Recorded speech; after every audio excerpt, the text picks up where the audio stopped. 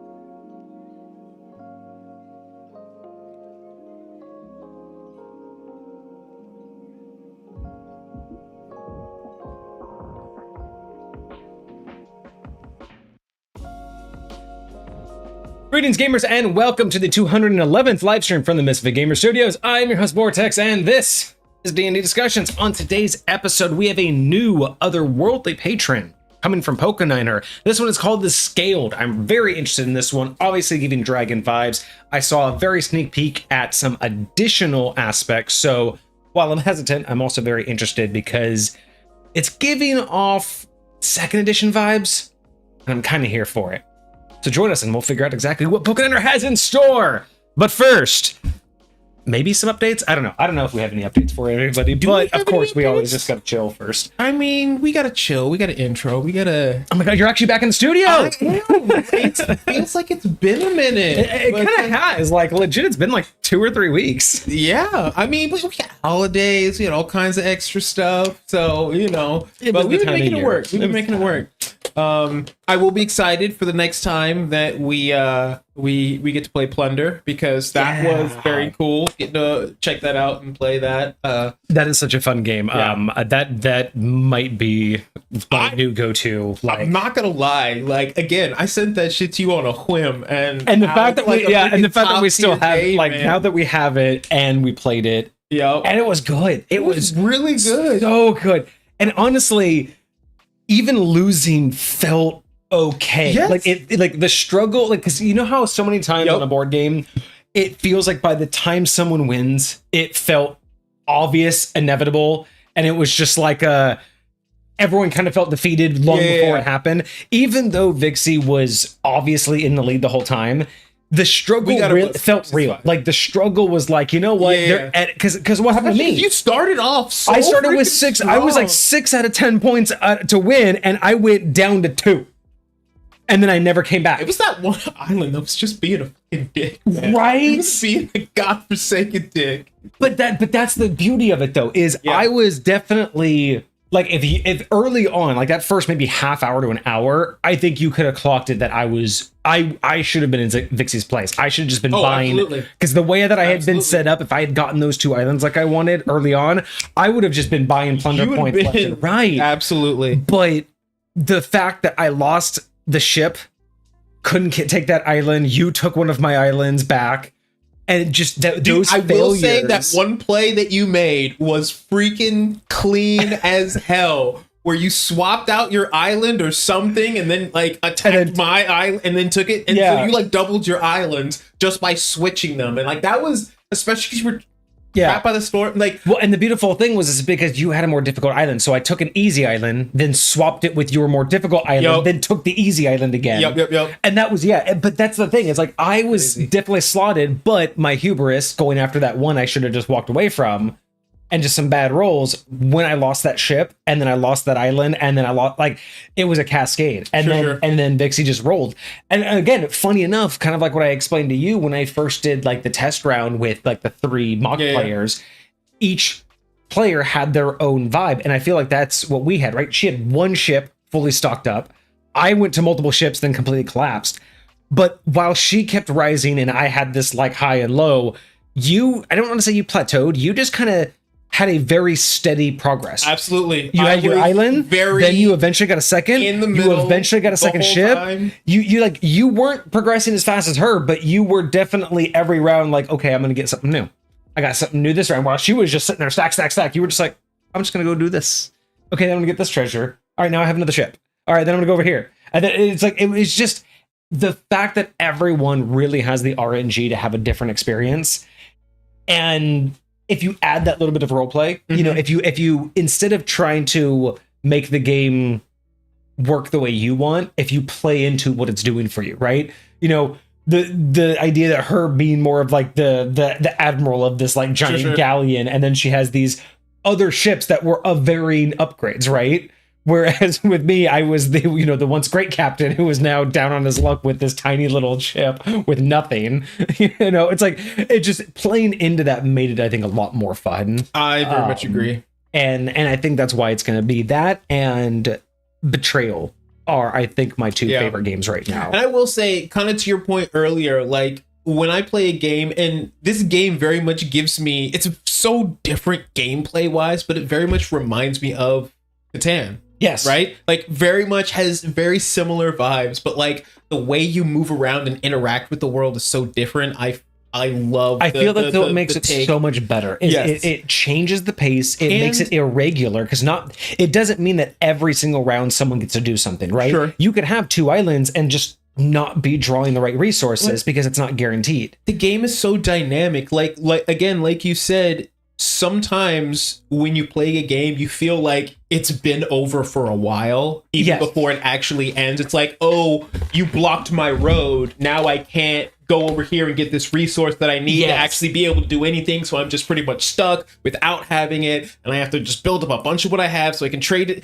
And that does happen in Catan. You do feel sometimes like isolated where you're just like, I can't do anything. You can do whatever you want. And even when you get out, that's what was crazy, because at one point you lost all your ships, but you were able to get I had one island. in. And I still have my one island. island. And I got back. that's what's like, there's no being out in this game. Like you can always work your way back in, and like someone can always fail. Yeah. Someone can always go from having a 4-point lead to nothing. You went from nothing to having every single one of your ships back out and having 2 islands like that.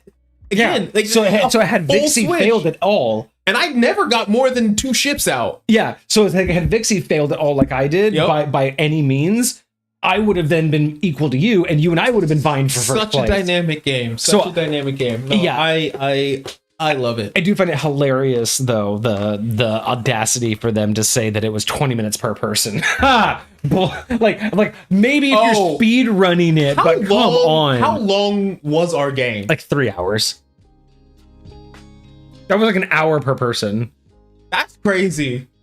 Oh, God, that was the first time though. That was like, we had just done it. I don't think we spent a lot of time like dicking around about the rules. Like we talked about the rules when we started, and we kind of just got to it. It was mainly the idea that they think that 20 minutes per player with as many rounds as we went through. Like, I'm sorry, but just the decision making, knowing what it's not as simple as Catan. Because it's like, yes, you could know what you could like make. Sure. But unlike Catan, where Catan's a very obvious, you just want to make a bigger house, right? You just want to make a bigger area to get more resources. Sure. With this game, it is die-hard situational whether you're going to buy that plunder point or pay someone off. Sure all the things that give you plunder points. Like I don't even know how many I ended with. So, basically, every ship is a plunder point, every island's a plunder point, and then there are plunder cards. Okay. You can just get those 3? Yeah, that's it.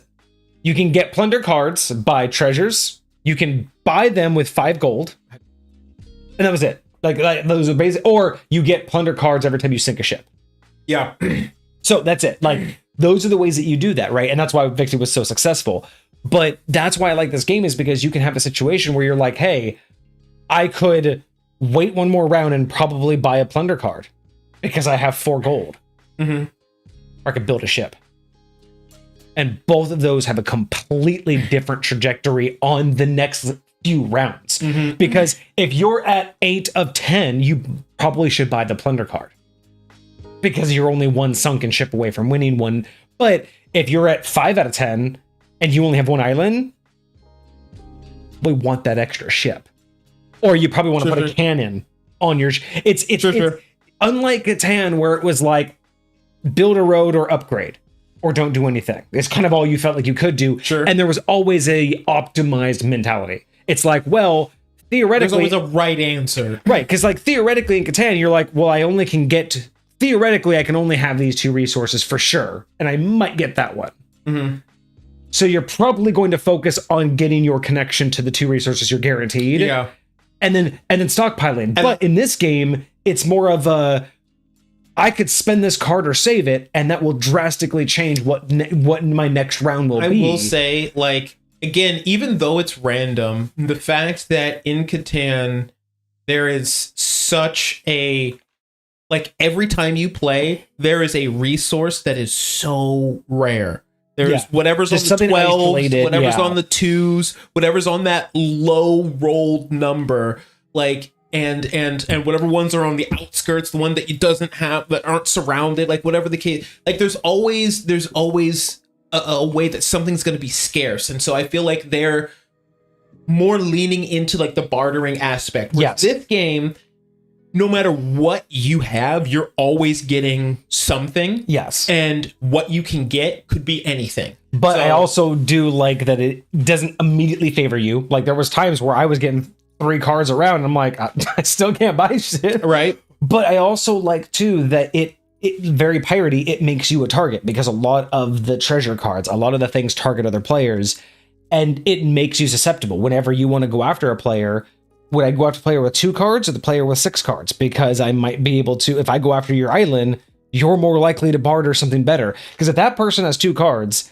and what I really need is gold, right? Mm-hmm. I can go to them and they can be like, I have 1 gold. I have 1 gold to give it to you. I know that's what you need.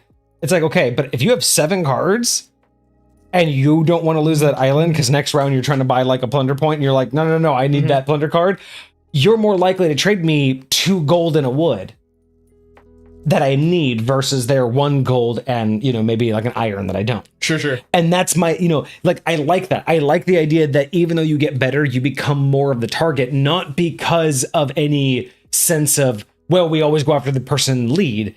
There's a direct, because like most games, you go after the person in the lead so they don't win. Sure. In this game, you go after the person in the lead because they have resources. Like, and you don't go after the person who has the most ships. You go after the person with the most cards because you usually can get those cards. Like, I will attack the person with the most cards, not because I get them for destroying you, but because you're more likely to give them up so I don't attack you. Because if I kill an island, that's a resource that you're losing. If I take a ship, that's devastating. If you're going somewhere and trying to do something, and I know then you don't have to just hope for something random. You can be like, okay, I have the specific thing that I want. And if you have 7 cards, I know for a fact at least 2 of those cards mean nothing to you. You know what I mean? Like, in the grand scheme of that game, it's so kind of valid far, like everything has a value. You would have played them already if they didn't. Or like they may be gold, and you may be leading up to a plunder card, and everything else is to build a ship, right? Sure. So I can understand that it's not useless to you, but at the right now, if you're 1 card away from a ship and 3 cards away from a plunder card, you're willing to give up that gold before you're willing to give up that ship. Sure. And that's my, so it's like, for me, the person like that you want to go after is the person that's going to be the most rewarding. Because if I go after the person with 1 card, the best case I get is 1 card. But if I go after you, I can just be like, I can even announce it and be like, hey, what do you have? A gold? And you could be like, I don't only have a gold, but I'll give you a wood instead. Like, it's just the idea. This is true. But even you and I talked about and experimented a little bit with, the way the barter system works and things you can do with it, and be like, hey, if you hook me up with this now, I will give you the next piece that I get. And the game fully leans into that. The game wants you to barter and threaten and bribe. And the whole system for that is the fact that it has rules for bartering, threatening, and bribing. How you bribe somebody to stop trying to kill you. This is how you threaten someone to give up something to not attack you. Threaten. I'm like, this is I love it though. It's fucking wild. But again, I also, the reason why I like it is they could have just easily said all of that in 1 paragraph. They could have just called it trading and just said, hey, sure, at any point when you get attacked, you're attacking, they could have just done all of that in a sentence. But the fact that this game specifically went out of its way to say there is trading, which is when you're at a trade post between the trade poster and other people. Mm-hmm. Then there is threatening, meaning you offer them to give you something instead of attacking. There's bribing, meaning you've been told you're going to be attacked and you offer something to not be attacked. And then there's trading, threatening, bribing, and there's one more. Is there one more?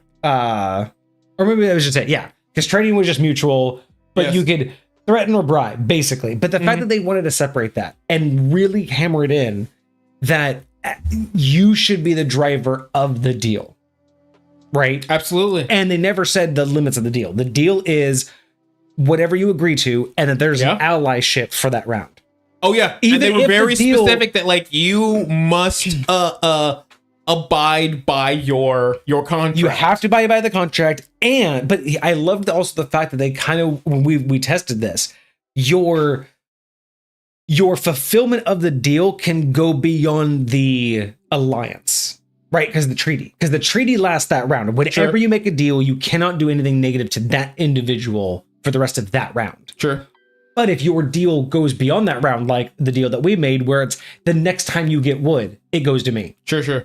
That wasn't the next round. It was like 2 rounds later. Absolutely. But or the other deal that where I was like, hey, I can't attack your 2 islands before I attack this one. Yeah. And then you, and on your turn, went to go to that island, and we made the deal. That doesn't count. That's not you're absolutely right. You're absolutely right. Because it wasn't part of the deal. The deal was I won't attack those 2. It wasn't I won't attack any of yours. It was I won't attack those 2 before this one. But it was specifically because what had happened was it was you wouldn't attack any of my islands, because I think I had 3 at the time. But like you wouldn't attack any of my islands until you attacked until you made an attempt to attack that island first, because you were which was unclaimed. There's no other islands. Like it was the only one. Oh, there's another one right there. But I also noted that that's a great use of that, because while we instilled that rule of I have to attack that island before those two and not any of yours.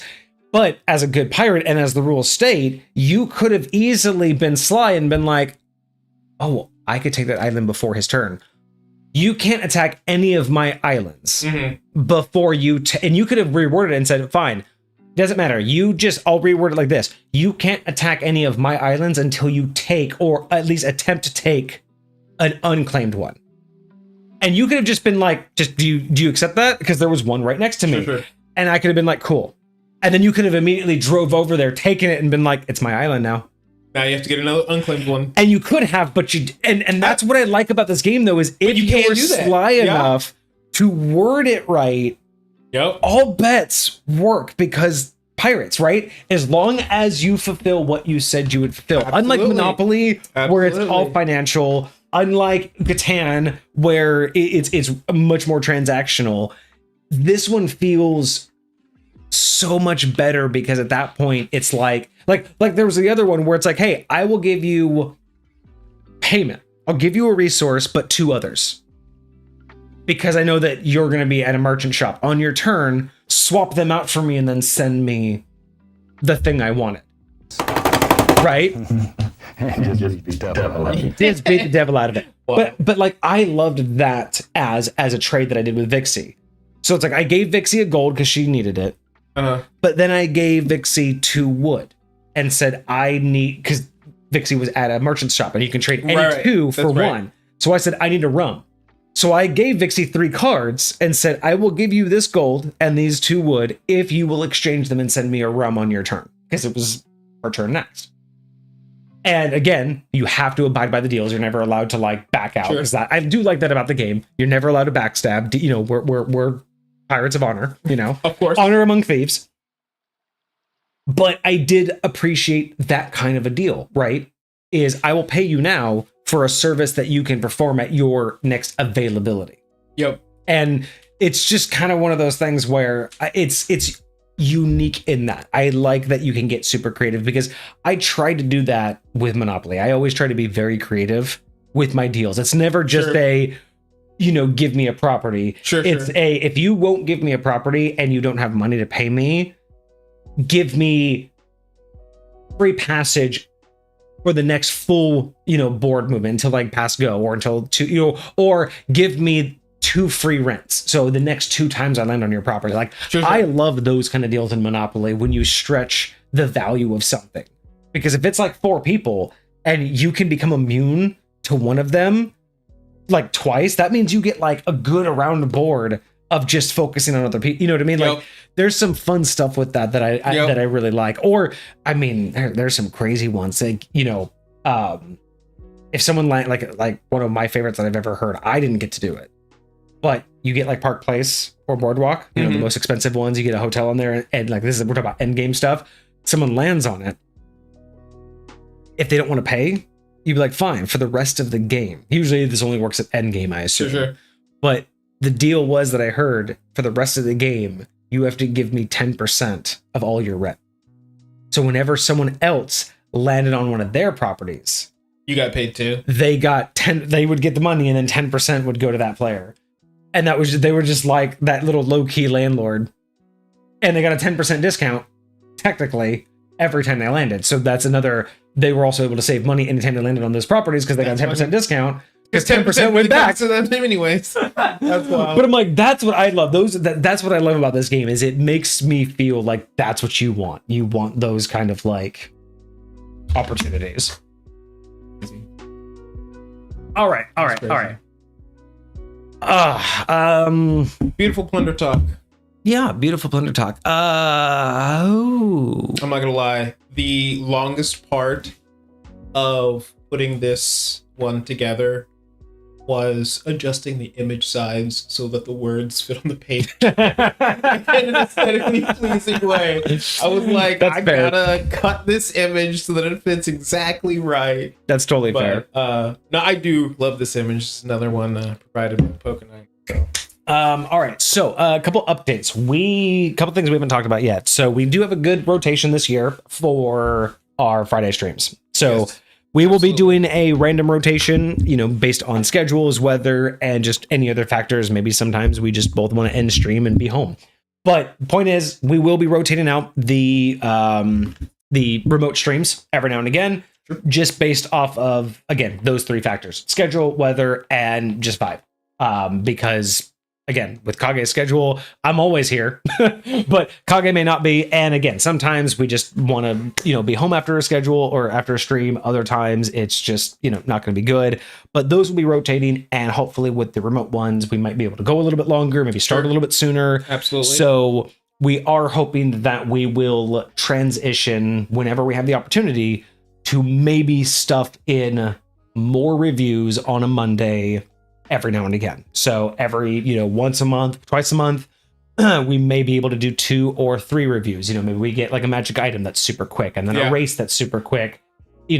We are going to try to do more reviews throughout the year. We can't guarantee how often, how much, but the goal is to be able to fit in more. If we can't this year figure out a new day, like an extra day, sure, we at least want to fit in that.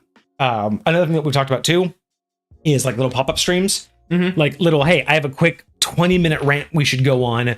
We both pop on remotely. We do that, and then we kind of turn that also into just content. Sometimes we'll go live, sometimes we might just record it, because I've finally set up all my recording to make it look nice. Oh, so either way, we'll be able to do a little bit more like on the spot content, and I'm hoping maybe that will also be able to turn into.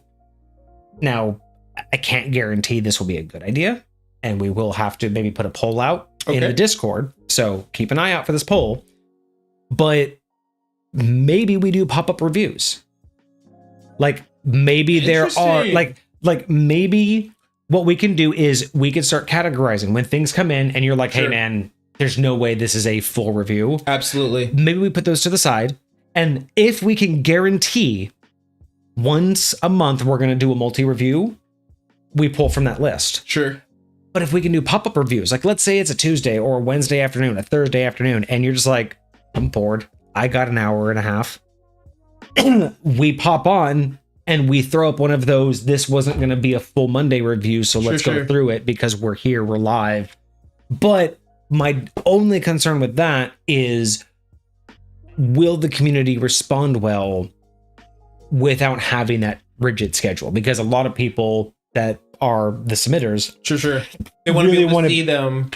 They want to be here for it, and people are extremely, familiar with our schedule. Sure. So if we don't add an official day to do reviews, I'm not sure how people would respond. But if they are things like those little pop-up ones, like, hey, I have this magical ring, I thought this would be cool, or a new spell, little ones, and maybe this would be a way to get that from the community, because as much as we've gotten a good variety, I will say I do feel like we get mostly subclasses, and races. I will say that right now I have the ones that I can think of right now, at least 5 that would fit into that category.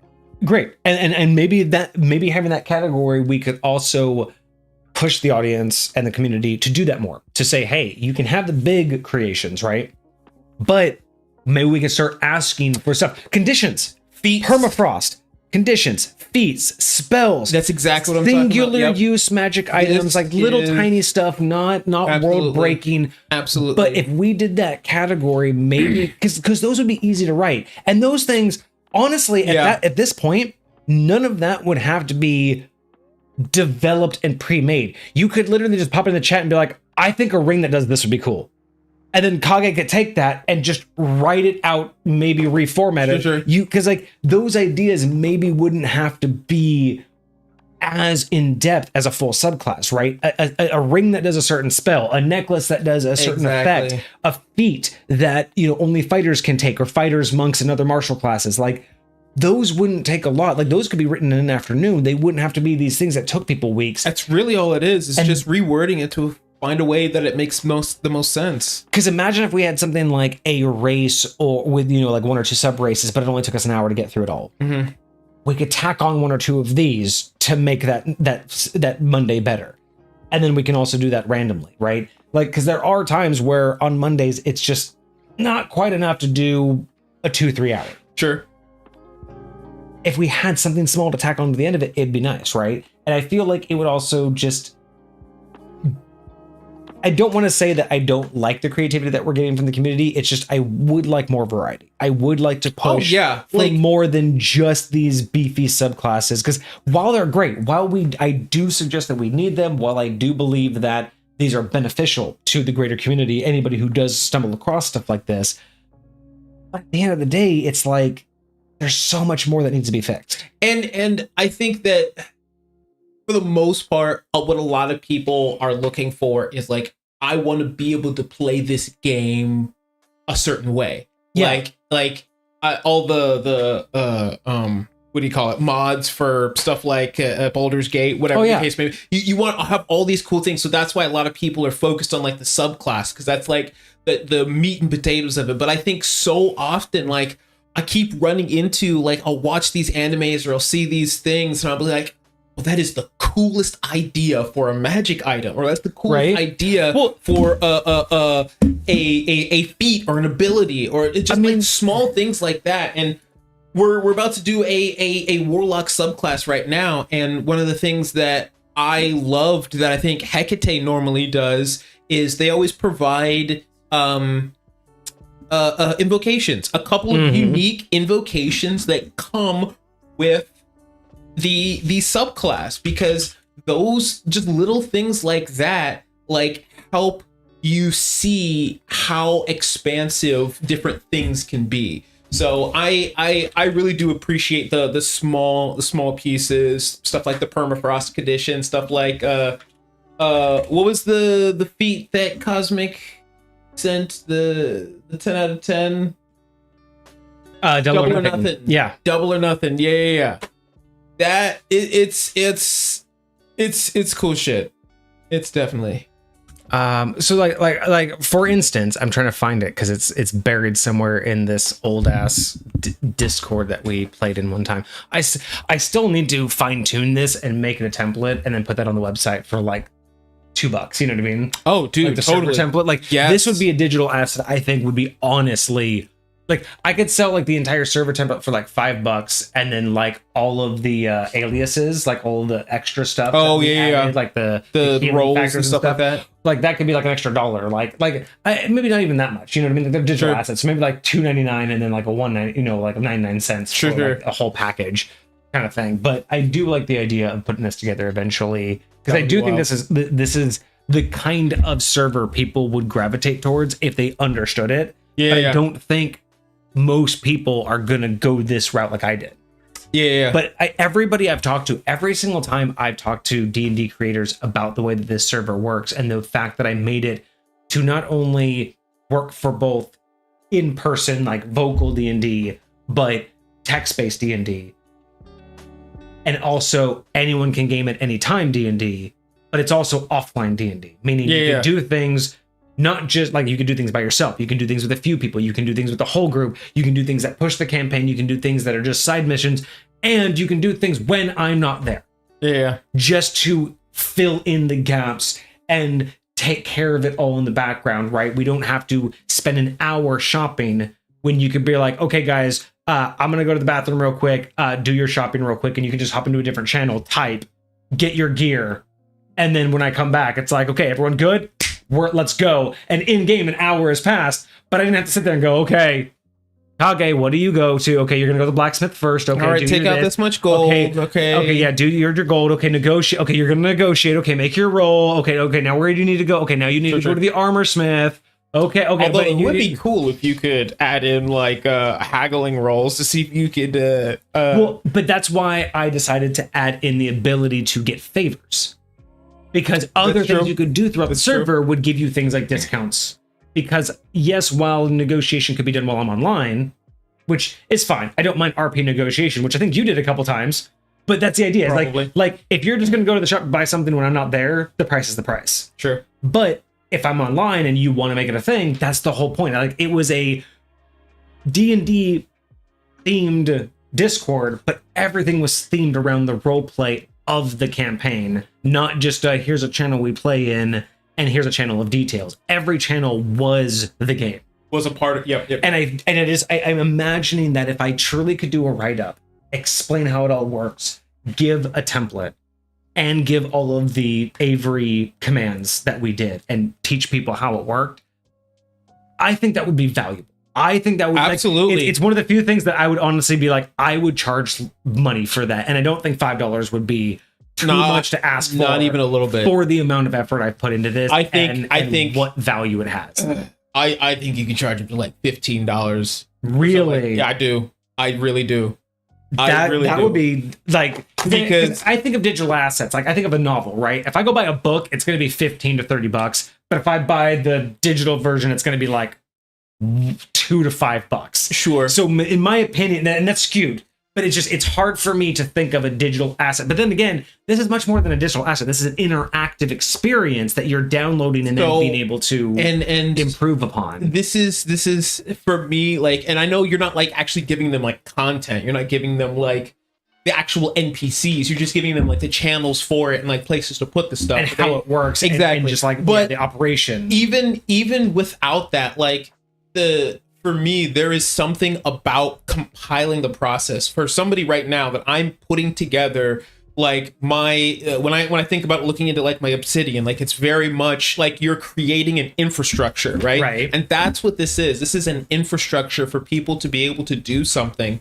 And when there's already a roadmap for you, that genuinely removes a massive burden on the person trying to put it together. When I can just see, all right, all I have to do is fill in the blanks here. All I have to do is fill in the spots here and then use this template. Like whenever you're playing a new game, what's that little thing that they give you? Your little legend that like tells you, hey, this is how you do everything. These are the basic steps. This is what the first part of your turn looks like, the second part of your turn, the third part of your turn. Like this is the stuff that you need to do in order to be able to interact here. Like that's so valuable. All right, shout out in chat. I want to shout out in chat from anybody paying attention.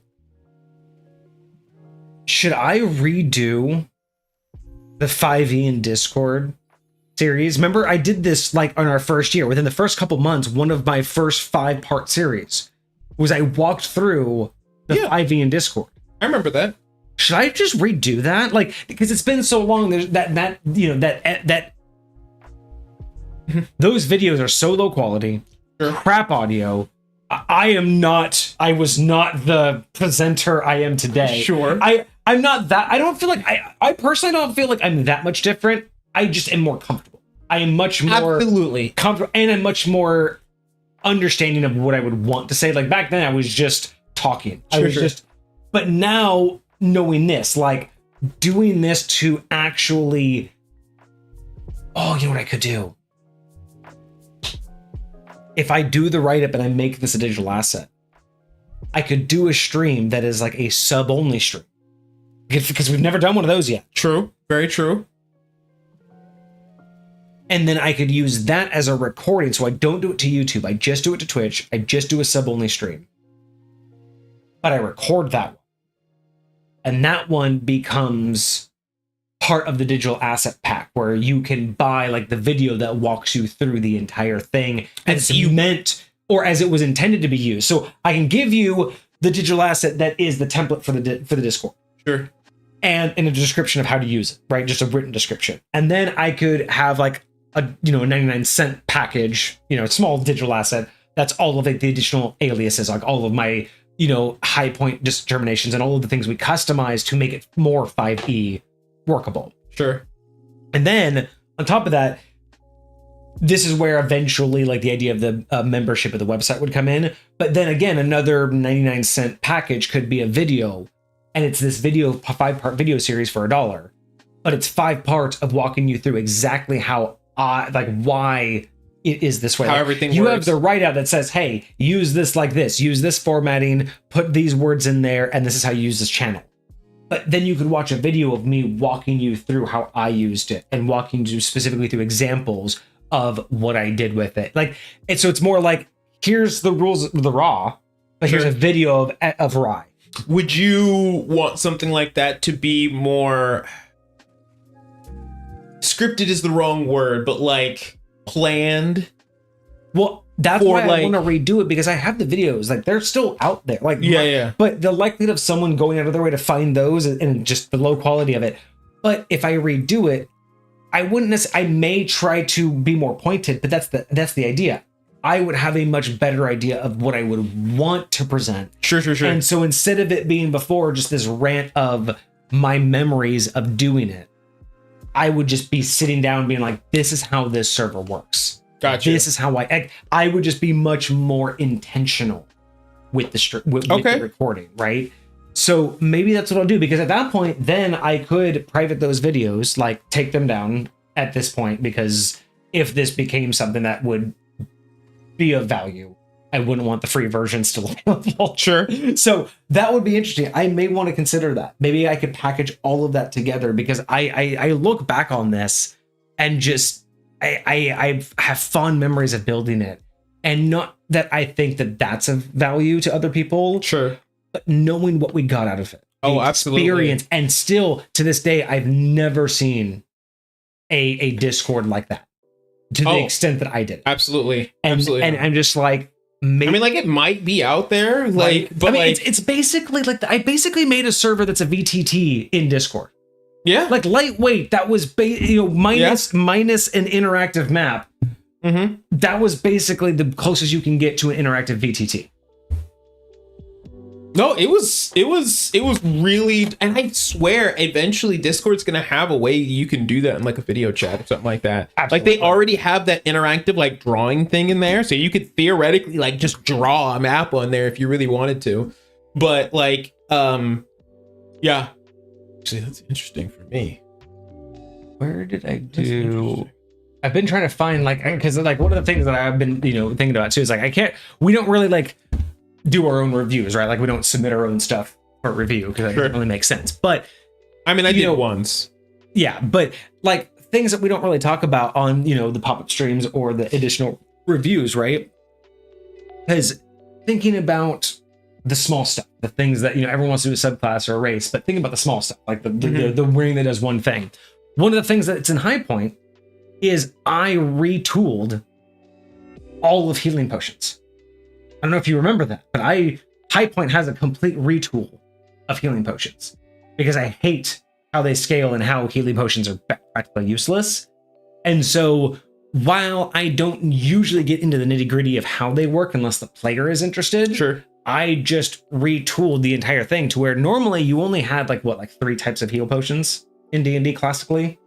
You're like a basic one, like healing, a and mid, then superior, and then greater, or something like that. Yeah, and I think that's kind of like it. And it's like like a D4, D10.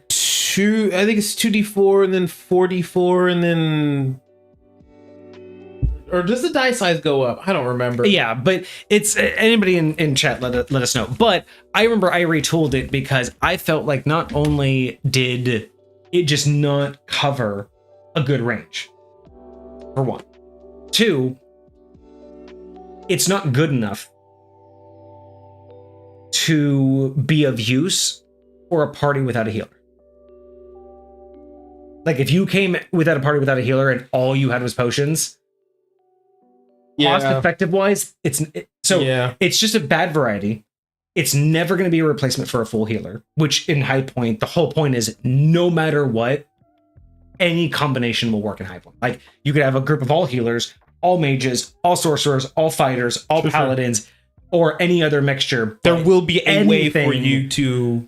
And that's where I wanted to retool it, right? Yeah. I wanted more variety. I wanted this idea that it could replace a full healer if needed. Now, with that, though, I didn't want it to be just so as long as you have money, you have it. It's like, no.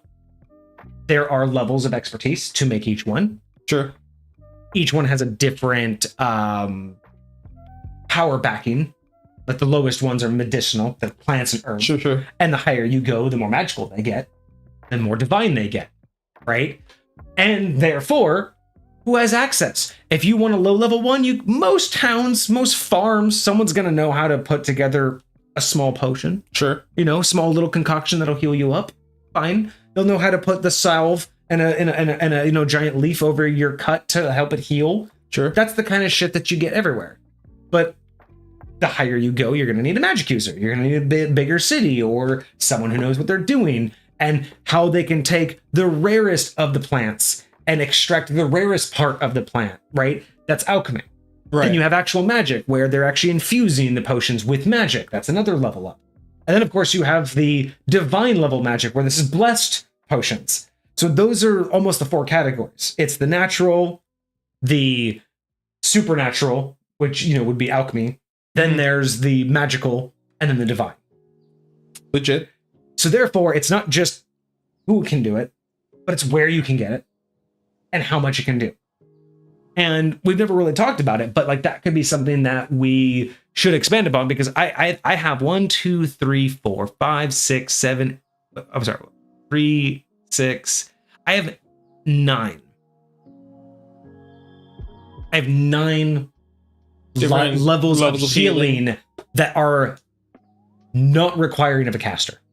These are non-castable healing. So this is basically consider it 9 levels of heal potion. Got you. And it ranges from a D4, okay, which is like, again, a salve. Sure. You drink it, it makes you feel a little bit better. You put it over a cut, it heals faster. This is like your basic, I took this leaf and I grinded it up with this root and that's it. It's Neosporin. Right? Then, and all of these have proportions. It goes from vial to flask to potion to bottle to elixir to greater, superior, supreme, and then divine. Right? Mm-hmm. Like they all go up in length, right? So it's a D4, then it goes up to a D6 plus 2. Sure.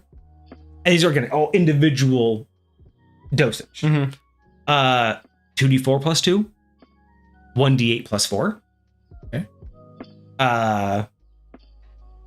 1d10 plus 6, okay, 4d4 plus 4, wild, 8d4 plus 8, amazing, 10d4 plus 20, okay, and of course the Heal Divine, the ultimate of ultimates, the hardest to obtain potion. D100? Full.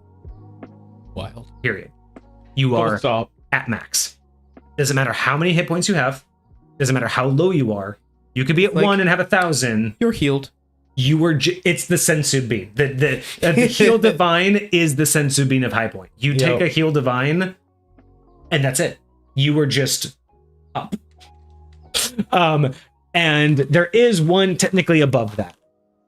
And it is actually based on the Sensu Bean, but it has never been officially put into play. Interesting. I have it, I just have never officially put it into the mix.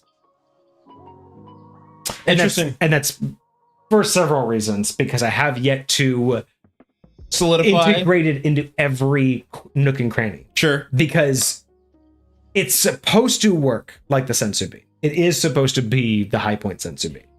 The problem is I have yet to be able to fully integrate it and root it into every single level, because again, it's not just like the Heal Divine is HP only. Boom, you're at max HP. Mm-hmm. The level above that is supposed to replenish everything. Have you taken a second wind? It's back. Have you burnt spells? They're back. But the problem is the way I've designed High Point, how do you get back memorization?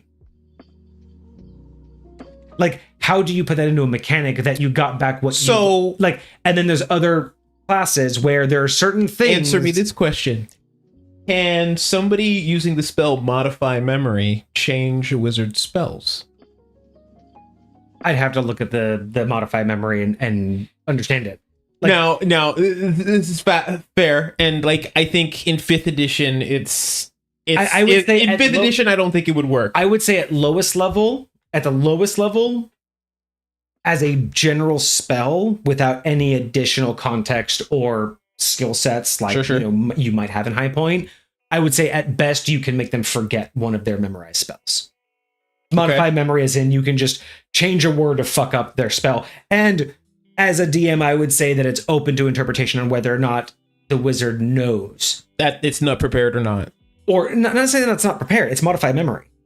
So if you can just say, oh, I want to Modify Memory, they have 3 spells memorized, I want to randomly change one of them, the wizard still thinks they have all 3 spells memorized. But one of them, when they do it, just nothing happens because you modified it. Like, I would say at bare minimum, I would allow that. You can disrupt one memorized spell.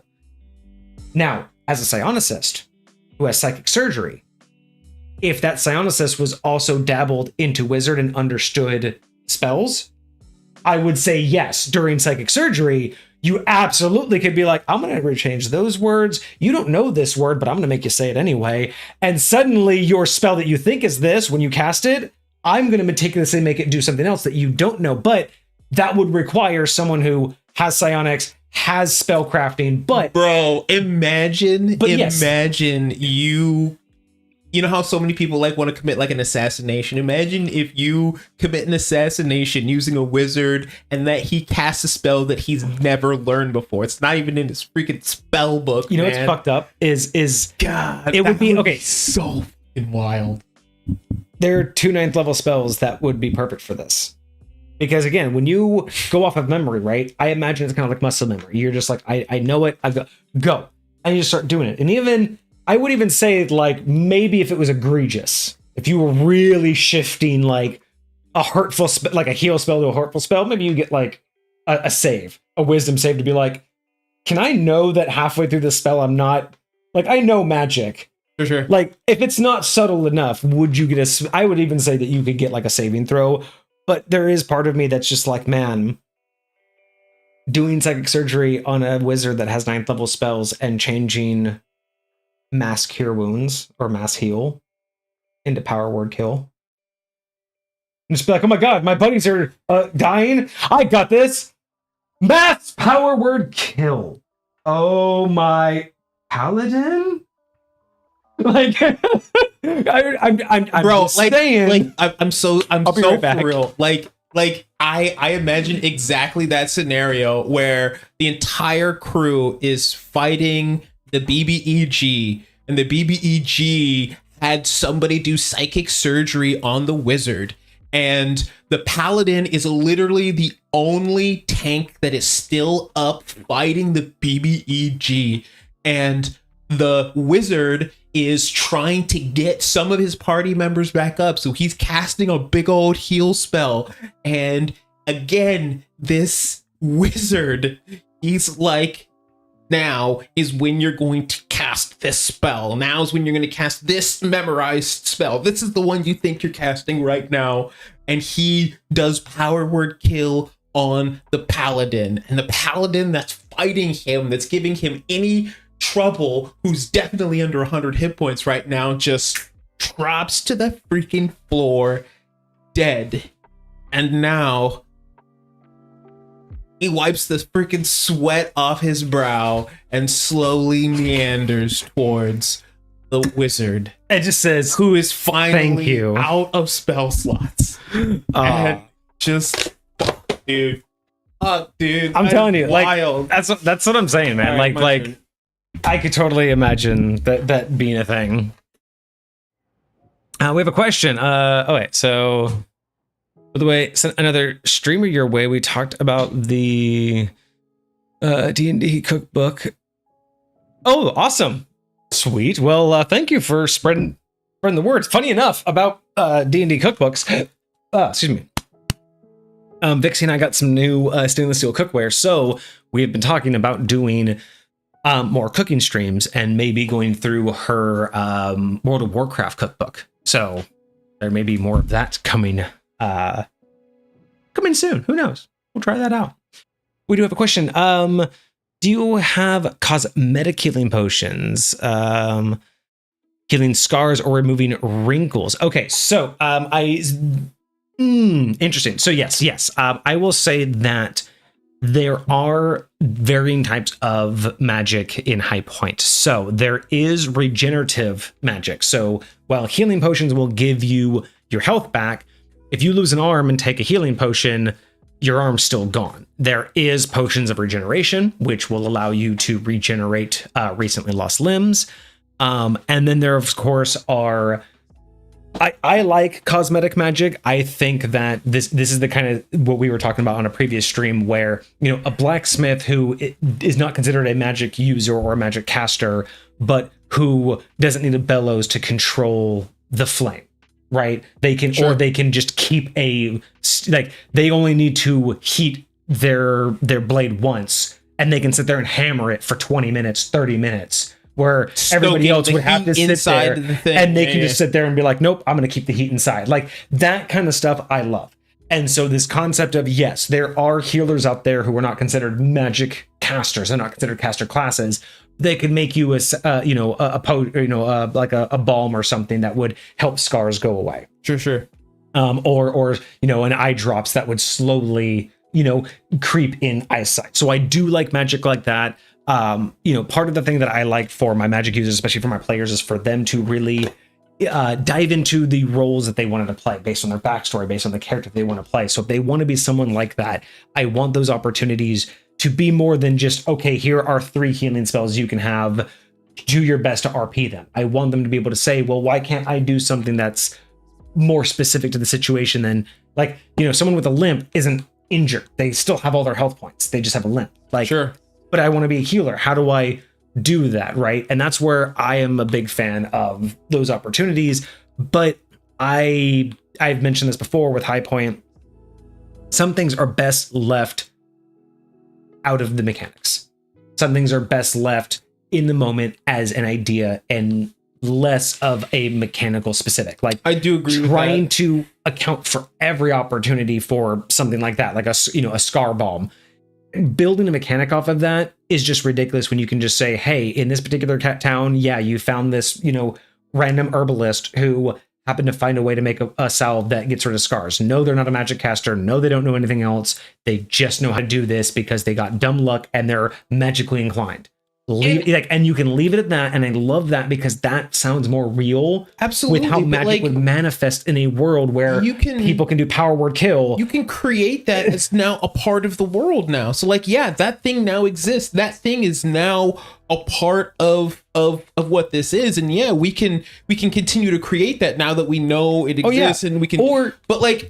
You can also go out and create new things and see new ways to interact with things and discover how, but that's the beauty. That's why you don't need to turn it into a mechanic, is because it will sprout out in your world. You will decide what it looks like for you, and then that will be a creation. There are just some things that don't need a mechanic. They just need to be acceptable. Sure. You know what I mean? Like, you don't need that blacksmith to have some dark, ancestral, draconic history. It's like, he's just a little inclined and he's a blacksmith. So he spent all this time around fire, and his magic inclination has just allowed him to not need a bellows. Just whenever he stokes a fire, it's just gently stays hot. Sensitive people out there. Yeah, exactly. Right? Like I'm not going to do a force jump or force lightning or anything crazy like that. But, I can make the mop clean the floor in my restaurant. Shit like that. Yeah, exactly. Right? Yeah. Like I'm a lightweight Cinderella shit. And that's totally fine. Stuff like that's totally fine, and I'm down with it. So yeah, I think more content like that would be fun. Just like that. That could have been one of those random Tuesday, hey, let's talk real quick. Sure. Absolutely. And that's the thing. It makes me wonder how much, I got off of talking about High Point, but stuff like that. There's just so much random shit in High Point that and this is the kind of stuff I want to put in the ADMG and the APHB of all of these little ideas. Like, I would love to put my health potion variants in there as a suggestion of, here's a suggested way to make health more available when the party doesn't want a primary healer. Absolutely. And they all have prices too. Like, I didn't even go over that, but that 1d4 is 10 gold. Most of my games are, high price games, but I mean, still a vial of healing that's, an actual package thing that's guaranteed to work, 10 gold. You can find a healer to do it for you. But again, if you don't have a healer, you want to stock up on these. But the divine one is only 1,000 gold. So imagine, when you get to super high levels, the idea of the insta heal isn't that expensive, depending on how you track gold, right? Sure. I mean, at best, a level 20 party could maybe buy 10 of those. How many could Vixie buy? I mean, we shouldn't talk about that. That's a calculation I don't want to do. I'm just saying. I don't want to know that calculation. She will never die in this upcoming fight that she's got. Bro, I am not looking forward. I am looking for action, right? I am looking forward to it, but I'm not looking forward to it. She has so many resources to at her disposal, and she's also at one of those points of flux. Well, she's actually at multiple, which is the crazy part. There's like a big one that she's at where it's the whole whether she wins or loses here. Sure. Like if she, whether she dies or just doesn't succeed. But then there's mini ones depending upon actions that she takes. And I'm just like, they just all mean so many things. Like they all trigger so many other things. I'm just like, I want to go through everything, but then there's sometimes where you're just like, wait, I planned this for one of those we should never want this to happen moments. And now it's happening. Fuck, why did I do that? Why did I plan for this? Yep. But that's how my world works. I kind of like having the whole, I don't even want things to happen, but I have it planned for. Sometimes this is just what the shit comes up. Anyway, back on track. Bringing other updates. Bringing Doug back. We haven't been doing community streams. We haven't started up community streams just yet. Yes, that's true. Because we haven't really talked about I don't know if this month was going to be good for me because I have a trip this weekend. I was busy last weekend. So probably going to start them up. I'm thinking for February, we should probably just give them a freebie because we didn't do it this month. And then in February, we start up the community stream. Community goal every month again.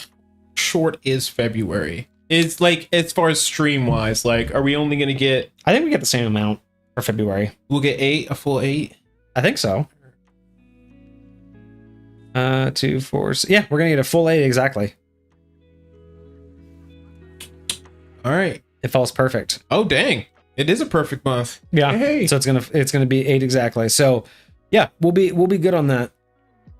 Okay. All right. So yeah, so you guys will get a free community stream next month for us not restarting it this month, and then starting in February we'll do the earnable again, and that one will be for March moving forward. Got you. And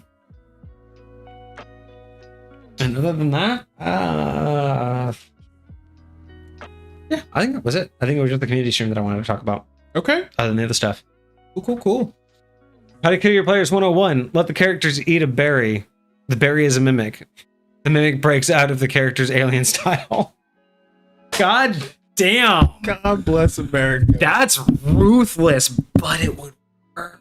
No. Like, honestly, mimics are a very... The question is, if they chew the berry well... I mean, you probably would it kill the... Probably wouldn't kill it. Well, it might kill it. It would be a lot of damage, but mimics are underloved. Like there's underutilized mimics concept out there that people just don't get. Absolutely.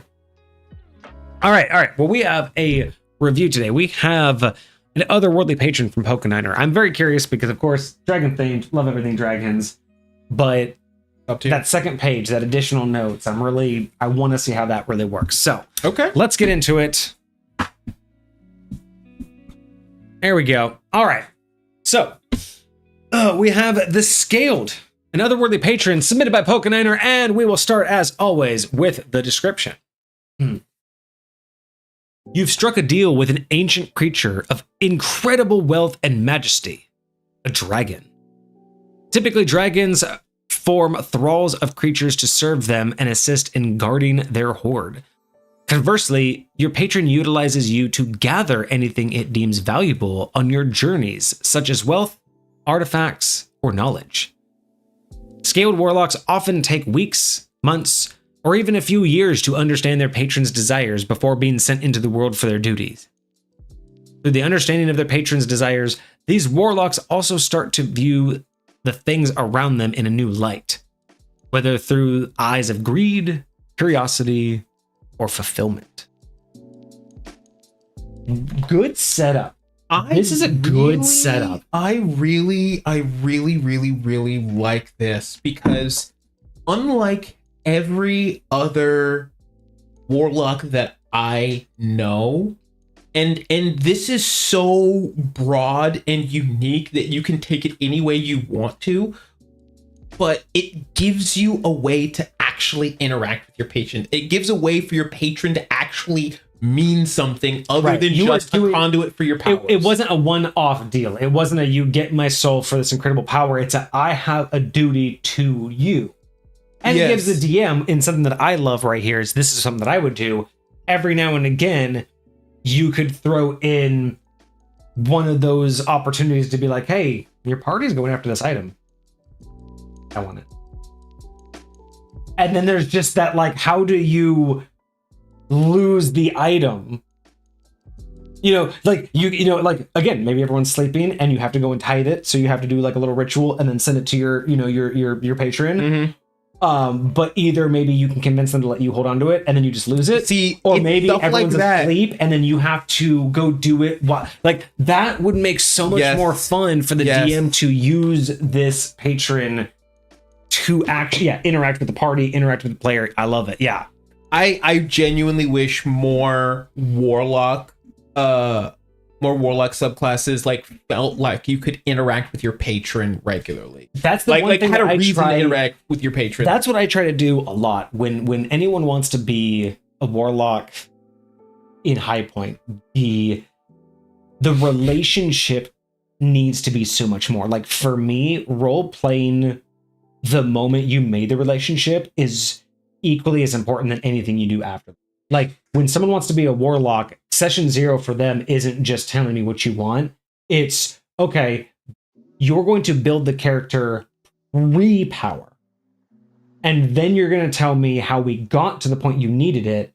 Then we're going to play a session where you get the power and then you build your warlock.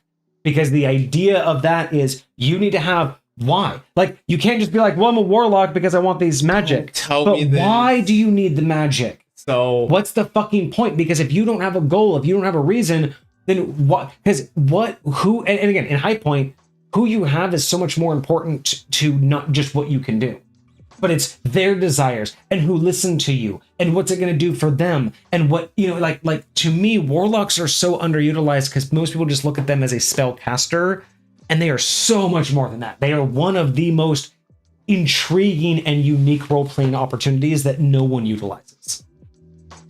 Because every patron has a purpose, has a reason.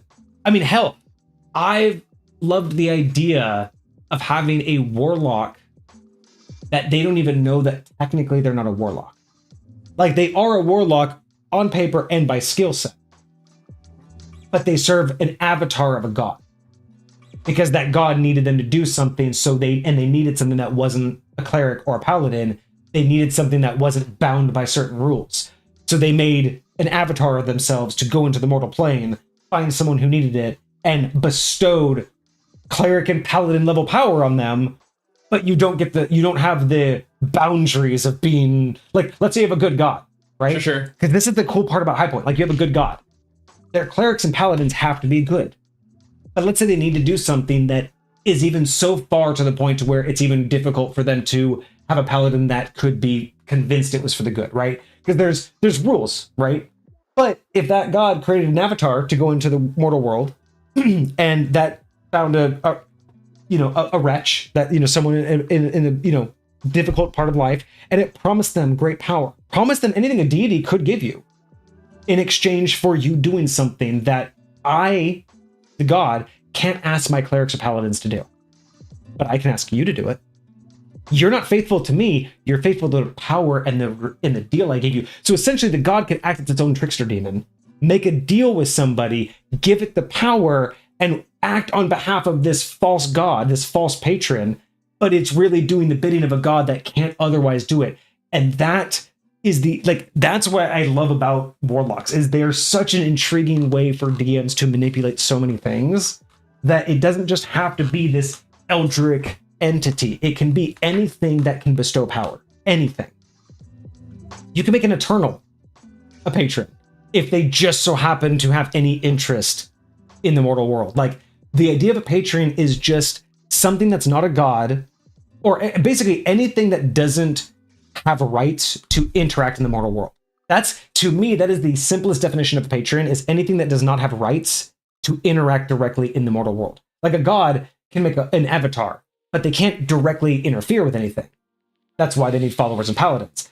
But a warlock is just a deal you made for power. That's all it is at its bare minimum. It doesn't have to be an eldritch beast in some universe you can't access. There's no rules behind Does it have to be a deal? Well, technically, it's just Is Moon Knight an a agreement. warlock? So, Sorry. I'm sorry. I needed to. So here's the deal. I don't know enough about Moon Knight and what the actual relationship is, but Sure. in my realm, there is a distinction between what a warlock is and I actually have to look it up because off the top of my head, I forget what I classic because no one's ever used it before. It's kind of one of those things I made off to the side. But there's another type of class that you can be. It's similar to a warlock. It basically, like, on paper, you could almost say that they're the same thing, but it's almost like the paladin version of a warlock. Whereas a warlock is a deal. It is I will do something for you because I need to be able to accomplish something. So you, thing, are going to give me the ability to do thing. Sure. And I will do thing for you. So, it's basically an upgraded version of like a trickster demon's deal, right? Like those are just deals for the soul. Sure. But like something, along the line of like CL Phantom Hive from Black Butler.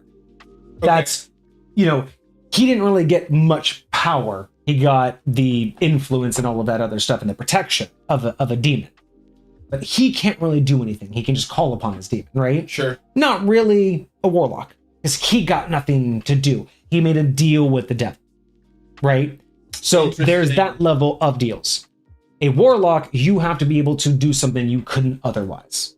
Gotcha. You have to be able to be given some level of power or knowledge, something that you otherwise would not have been able to obtain without this individual, without this entity. And there is an exchange. You will do something, give something, something will happen for that. That's the warlock. Got you. In High Point, there is one other offset to all of this, which is essentially what I call a contractor. And this is someone who makes a contract with a greater entity. And it's less of it's at the same power level, I would say, as a warlock, but for different reasons. Warlocks are usually, I need something to be done that I can't. Contracts are more of something needs to be done, and you and I have an understanding that I'm the most capable. So it's kind of like, if you think about, like, again, a paladin version of a warlock. It's still a deal with a powerful entity, but the structure and performance of the deal is different. Is it more of like, hey, I will accomplish this role, like I will be a security guard for this thing, or is it more of I will protect this person from this thing, and then once that's over, I'm done? Is it yes and? It's yes and. It's just the contract is much more of a deliberate negotiation with an entity can give you it, whereas the warlock's more of kind of the concept of whoever will give it to me. It's more of a desperation, whereas the contract's more of okay, you and I both know what's at stake here. We're both negotiating for the best deal. The warlock's I will give you what you want to do what I want. It's much more of a take the deal or nothing. A contract is negotiation. So put it that way. A warlock, there's no negotiation. It is a clear cut. I know what you want and I can give it to you. Do what I want, and I'm your patron. A contractor is more of a no, I don't like those deals. This is what's going to happen. And then the entity's like, I can't do that. What about this? Contractor's like, no, this is like, contractor is more negotiated. Warlock is more of a this is it. Would you say a warlock is more of the entity seeking out a person, or a person seeking out a patron? Usually it's the patron seeking out a soul crying out for help. A non-follower, someone who's unclaimed, and asking for something no other actual deity will give. Right? That's where you usually get the Eldritch Lords, right? The ones that are looking for people for revenge or sorrow. Sure. Anybody who's desperate to take the deal, they need something they can't have, and they're willing to do anything for it, is typically, I would say, like the 99 percentile of warlocks. It is desperation. It is, I know what I need and I will give anything for it. Contractors are I know what I want, but I know what I'm willing to give. And they will seek out negotiation of power. And that power is, again, I would say in High Point, contractors have way more control over their power. It is here's the deal, but I get access to this power as I wish, whereas warlocks are more of the patron's in control. The patron decides what you get and why you get it and how you get it. The contractor's more of hey, I'm not your paladin, but I want to be able to use your power as I see fit. How do we contract that? That's why it's not really something that I do, because it's on a different level of gameplay, because I look at warlocks differently. I always look at warlocks as a sympathy call. It is someone being given power that doesn't deserve it, but they're vulnerable and something can take advantage of it.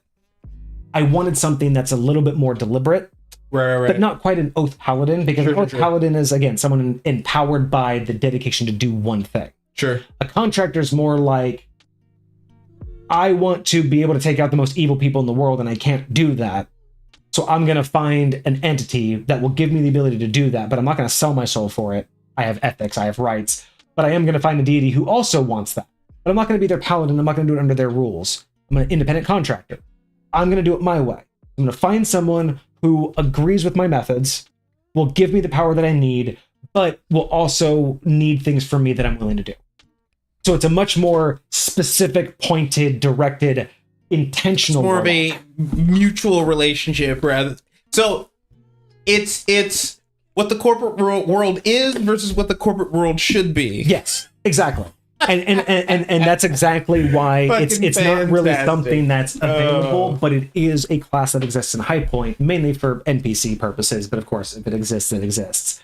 And I like that. I like this idea that there are some types of entities out there who don't need followers. They don't need these warlocks. But if if someone knows how to contact it, and you can make the right deal with it, it's like, you know what? I like this. Why do I feel like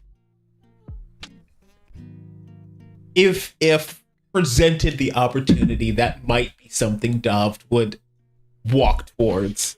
Because or at least of be Dovd, willing to. Honestly, because Dovd being a bender, if Dovd ever truly if Dovd ever came to a point in life where you realize that this is my calling, like this is what needs to happen in the world, and I'm the person that can accomplish it. Not someone coming to you, but you just realizing like, oh shit, this is the role that I need to fill in life. Which is likely how he would operate. He's not the type of person to be like, oh, somebody else is going to be dictating to me what my life is going to look like. It's more like he's out seeking out what he's after. I could easily see you getting to a point to where you know what you need, and you will find something that you're willing to work with, because again, you're not willing to compromise. So I would definitely say that Dovd wouldn't be a bad candidate for that. I just, again, this situation of you getting to that point, because of like how it would have to be organic. It would have to be, because you're just so lofty. You're just like, I'm just traveling the world. Like the idea of something so bad happening that you would need to be like, I'm willing to go make a deal, like that. And again, and that's the whole thing. Is like the concept of the warlock versus a contractor. I say it's desperation versus intent, but it's also just that mentality of how much you're willing to give, right? Sure. How much you're willing to sacrifice. And the difference between a contractor and a warlock is crossing that line of sacrifice. Contractors don't sacrifice. They do not give up anything. They go into these deals not for the need of the power, but for the benefit of the entire deal. They won't take the deal if anything doesn't go with Absolutely. them. Whereas a warlock, they may not sell their soul, but maybe they'll go kill someone. Like a warlock is willing to sacrifice a moral, an ethic, life, death, health. Like warlocks are willing to give up something for whatever it is they need, they want. It's that desire. It's that, again, it's I mean, a lot of them feel that it's virtuous to do so. A lot of them feel like, oh, this is me showing my dedication to the, showing how much I care, showing how much I, and they. Speaking of which, that's another great concept. It's really fun to play a warlock who thinks that they're a paladin because the entity made them believe that they're a deity. So you have a warlock who, again, believes that they're just dedicated to the cause, and in reality, they made a really shitty deal, but they think the sacrifice is righteous. They think the sacrifice is paladinhood. But in reality, they're not actually, they're just having a shitty life at the behest of this. So there's so many ways. Why does that instantly give me like this eldritch god that underwater creature with a little light, and the end of the little light is just this little angelic figure? I'm saying some they ever see. Well, and the thing is, like, everyone believes, like, everyone thinks of eldritch god or these like warlocks and their patrons as having these deals of, like, for their soul. That's more a demon thing. And a warlock, like, why else would an entity want to perpetually give power to this creature other than to continuously watch it suffer? What if it fed off that suffering? So you find someone to give power to watch it continuously fail, to just feed off of its suffering because you know it's desperate enough to sacrifice, right? Imagine a human being who has always been pacifist, and so what do? You can have this power as long as you kill once every so often. And you know that they don't like it, but they need this power to go accomplish it, right?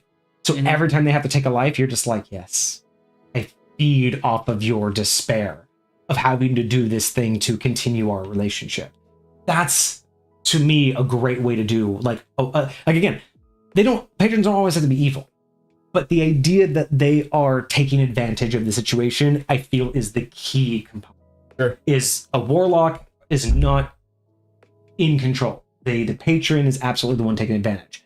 Whereas, like, a cleric and a paladin are fully invested in that. Like, they know the sacrifice, they understand it 100%. Like, they're not confused. Yeah. They drank the Kool-Aid and they're like, they're in there with their eyes open. Kool-Aid. Yep. Whereas the warlock drank the Kool-Aid not knowing it was the Kool-Aid, and the contractor's like, fuck your Kool-Aid, I'm having my coffee, but we can still make a deal, right? Like, those are those. I make my own drinks. Yeah, it's like, how about you drink my coffee? Like, you drink my Kool-Aid because I'm not drinking yours. Yeah, what a fucking tangent.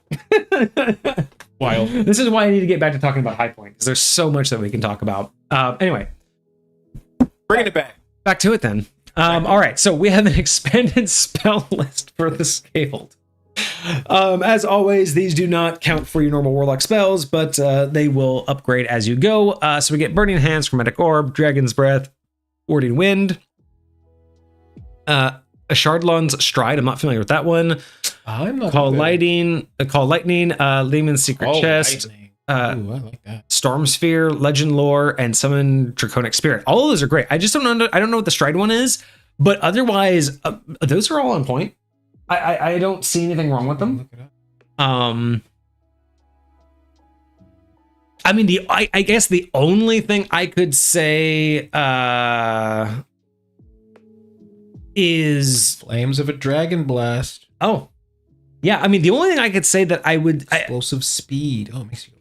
I don't know what spell it is, but maybe Flight would have been okay to put on here, like an actual flight spell. I'm not sure about Lehman's Secret Chest, but I guess that's the Horde concept. So totally, like, I guess that actually, leans into it. Like, you have like a secret Horde. Absolutely. So I get that.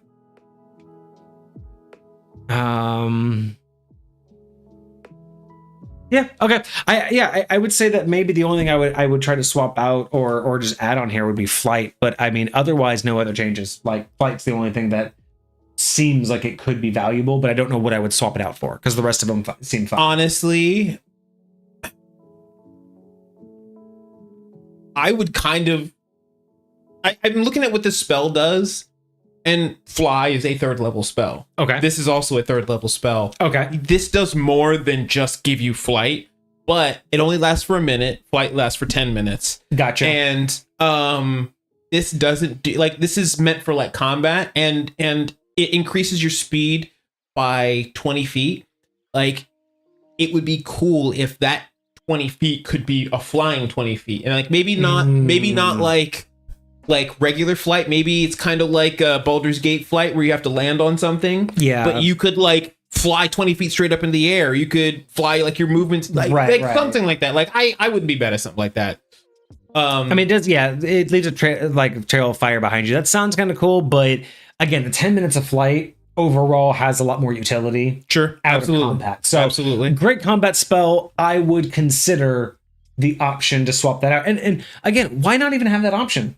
Why not just say you can take this one or that one? Like, because we never see that. You never get the the idea of you can take this or that. So, but yeah, I would just say that that's an equal good option. Is a 10-minute flight versus this. Cool. Great combat skill, but way more utility. To be able to fly for 10 minutes. Sure. Absolutely.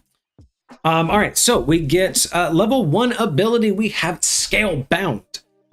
You've dedicated yourself to the gathering of your patron's horde. You can speak, read, and write Draconic, or one other language of your choice if you already can. Great feature. Choose one of just one type of dragon as your patron. The damage type associated with each dragon is used by features you gain later. Okay, so Amethyst is force damage, black or copper is acid, blue or bronze is lightning, brass, gold, red is fire, crystal or moonstone is radiant, deep or green is poison, emerald is psychic, sapphire is thunder, silver or white is cold, and topaz is necrotic.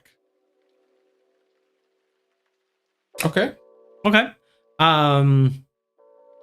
Is that all? Okay. Is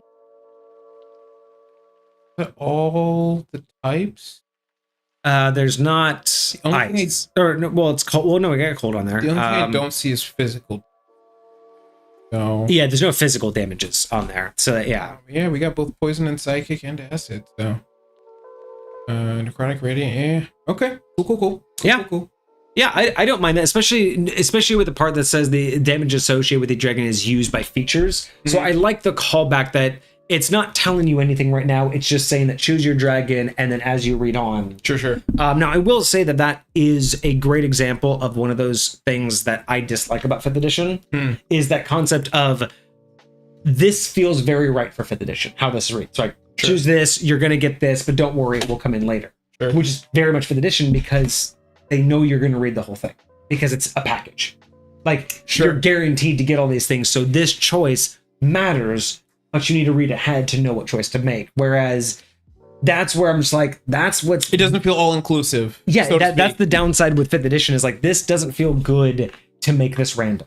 It wouldn't be good to say that you have to roll for once because it's so integrated into how. Does it? No, you get to choose. You choose one of the types for your patron. Yeah. And it makes more sense to choose which type, but it's it's one of those situations where it is just kind of an unfortunate aspect of 5th edition where it's you really just always have to know everything to know anything.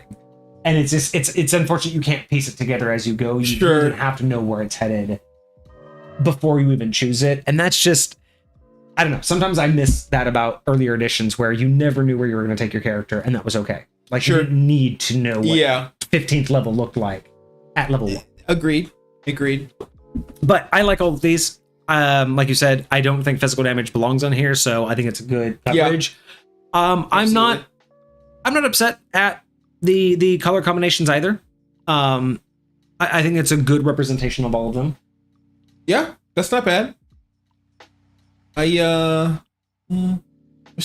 Moonstone, those are types of dragons. I guess so. Crazy. Deeper green. Hey, get you some, man. Get you some. That's pretty cool though. That's very cool. All right. Okay. And then we also at level 1 get Draconic Weight. Your pact magic is dramatically enhanced by the forces wielded by Dragonkind, allowing you to mimic their destructiveness. When you cast a spell using a Warlock spell slot and deal damage, so it has to hit or at least actually cause damage, you can deal extra damage of that type chosen in the Scale Bound feature for one of the rolls. The additional damage equals your charisma modifier minimum +1. This feature also extends to Mystic Arcanum spells you gain with your Warlock. So Scale Bound. So based on whichever one you chose here, so let's say we chose fire, right? Okay. So this says that whenever you cast a spell using a Warlock spell and deal damage, you can deal extra damage of fire. You can do extra fire damage for one of the rolls. The additional damage equals your charisma modifier. So I'm assuming that if you get a 2d6, one of those d6 can get your charisma modifier. I damage. Don't know what the purpose of specifying one of the rolls is. You're literally just getting 5 fire damage or however much fire damage. Yeah, the only thing I can think of is, again, if it's if you're doing multiple die, but then why not just say it's a unless you're splitting it against multiple targets, then yeah, you have to choose which target gets it. Like if you're cast it's one of the die rolls. Yeah. If you like, for instance, so if you Eldritch Blast would be the best example because it's 2 beams, it's 1 attack.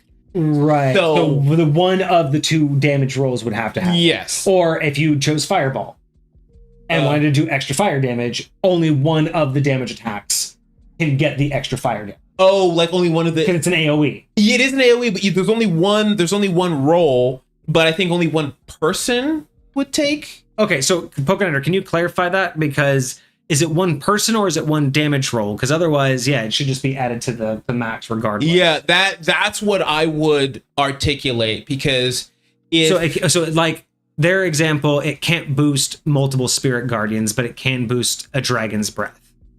But... Okay. But not... What do you mean multiple Spirit Guardians? Like, it can't boost. So, like, if you're using Spirit Guardians and move between targets, it won't keep triggering. I'm assuming is what they mean. Oh, interesting. So that's what I'm just... Yeah. It's one instance of damage, not on per turn. Yeah. Which is fair, but, like, that would be my question is, like, if I'm using this on an AoE attack, like Dragon's Breath or Fireball, right? Is everybody inside that AoE gonna take that extra I think they damage? should, honestly, because to me it's so little damage. It's only going to be equal to your charisma modifier. It should be to anybody taking that damage, right? If it's Fireball, anybody taking that Fireball damage should get this extra damage, right? Anybody not taking it, and that even accounts for people taking resistance. Even if you saved, you're still taking damage, you're still taking the extra. Like, I think it should be triggered if they saved, would you say that they resisted this? Would you say this damage gets halved as well, or is this damage not getting halved? Like, I would say that this one's on top of that. I would say that it's not halved. I would say that this is in addition. It kind of like hits after. Yeah, I because it's just something that's a little, because it's so little. I just don't ever think that this is going to be such a concern that I think we should give it that benefit of the doubt that it just always triggers. Okay. So yeah, I think it should just be. I think it should just be worded better to just make it more clear that it's adding to all damage being done, by that spell. Like whether it's an AoE or not, I think it just be more clear on how it triggers. Okay, interesting. But I don't mind it when it's only your charisma modifier. I think any spell can be pumped by it just naturally with no limit. Again, it's not enough damage for me to care that every spell gets it. am curious how this is going to look in later levels. Is this going to be something that like I don't care about when I'm level 20, or is going to be like minimally important when I'm level 20? Because again, it's still only going to be 5 fire damage. Yeah. Right at level 20, like every one of my attacks is just going to happen to. And that's why I'm giving it as much of the benefit that it's just all, because every spell gets an extra 5. Okay. Sure. I'm not upset about it. And everyone that gets hit by the AoE gets an extra. Yeah. And the thing is if this is just passive, it's not, and it doesn't cost any action economy. Yeah, it's going to be good no matter what. It's not going to be amazing. It's not going to be my cornerstone. But y'all remember, this is a level 1 ability. Sure, it's absolutely not supposed to look good at level 20. Well, it's again, if this is my level 1 ability, it's something that I feel like should be the bread and butter. Like it should be what I'm carrying with me. Yeah, and I wouldn't mind like maybe at level 15 it multiplies by 2, so then you get double. Like I'm definitely I wouldn't mind seeing it increase, but for a level 1 ability, if level 3 kind of just for level 1 ability, it's top tier. Yeah. Like this is freaking cool. I don't mind it at all. I don't mind that it's spammable, just because it doesn't make you feel that much scarier. And to be honest, spammable. You get 4 warlock spell slots. Like that's it. You don't get a whole lot. Like so at best you're getting, and the early levels you're getting spells. And like when you're a warlock and you get so few spell slots, you really want to get concentration spells so they feel like they're actually doing something, because you feel like they're around for longer, right? It's just psychologically it feels better when you have concentration spells. I wouldn't even mind if this had verbiage that says it doesn't work on concentration spells, or it only works in the first instance of damage. Just so you could balance it out to where it's not like you get to... That might be what he meant when he said Spirit Guardians, because Spirit Guardians concentration. So you only get it on the first round. Okay, yeah, maybe that was the idea, because I would not mind it where you only get it on individual single damage spells. And concentration, it doesn't keep perking. Because then it would be very spammable. Yeah, that could be kind of crazy. So yeah. So yeah, I like that. I don't mind that. I just think the wording could be clearer just to make it quicker to understand how it works. But no change. I for a first level spell. No, that's cool. Like I said, Very cool. Spellcasters very rarely get to feel powerful early on. Like outside of that one spell, and if they fail, it sucks to suck. Mm-hmm. This at least gives them that continuous. Like I'm a half caster, but every time I hit, I'm doing something. Yeah, absolutely. And it doesn't work on cantrips. Beautiful. Yes. So it's not like Eldritch Blast is just going to suddenly become your fucking cannon. That was my first example was Eldritch Blast, but that's not even so Scorching Ray. You could do it on Scorching Ray because Scorching Ray is the same thing, but a leveled spell. Yeah. Anyways. We get a third level 1 ability. Yes. All right. So Treasure Touch. Your patron often looks for items of great value or importance amidst the material plane, honing your senses for similar items.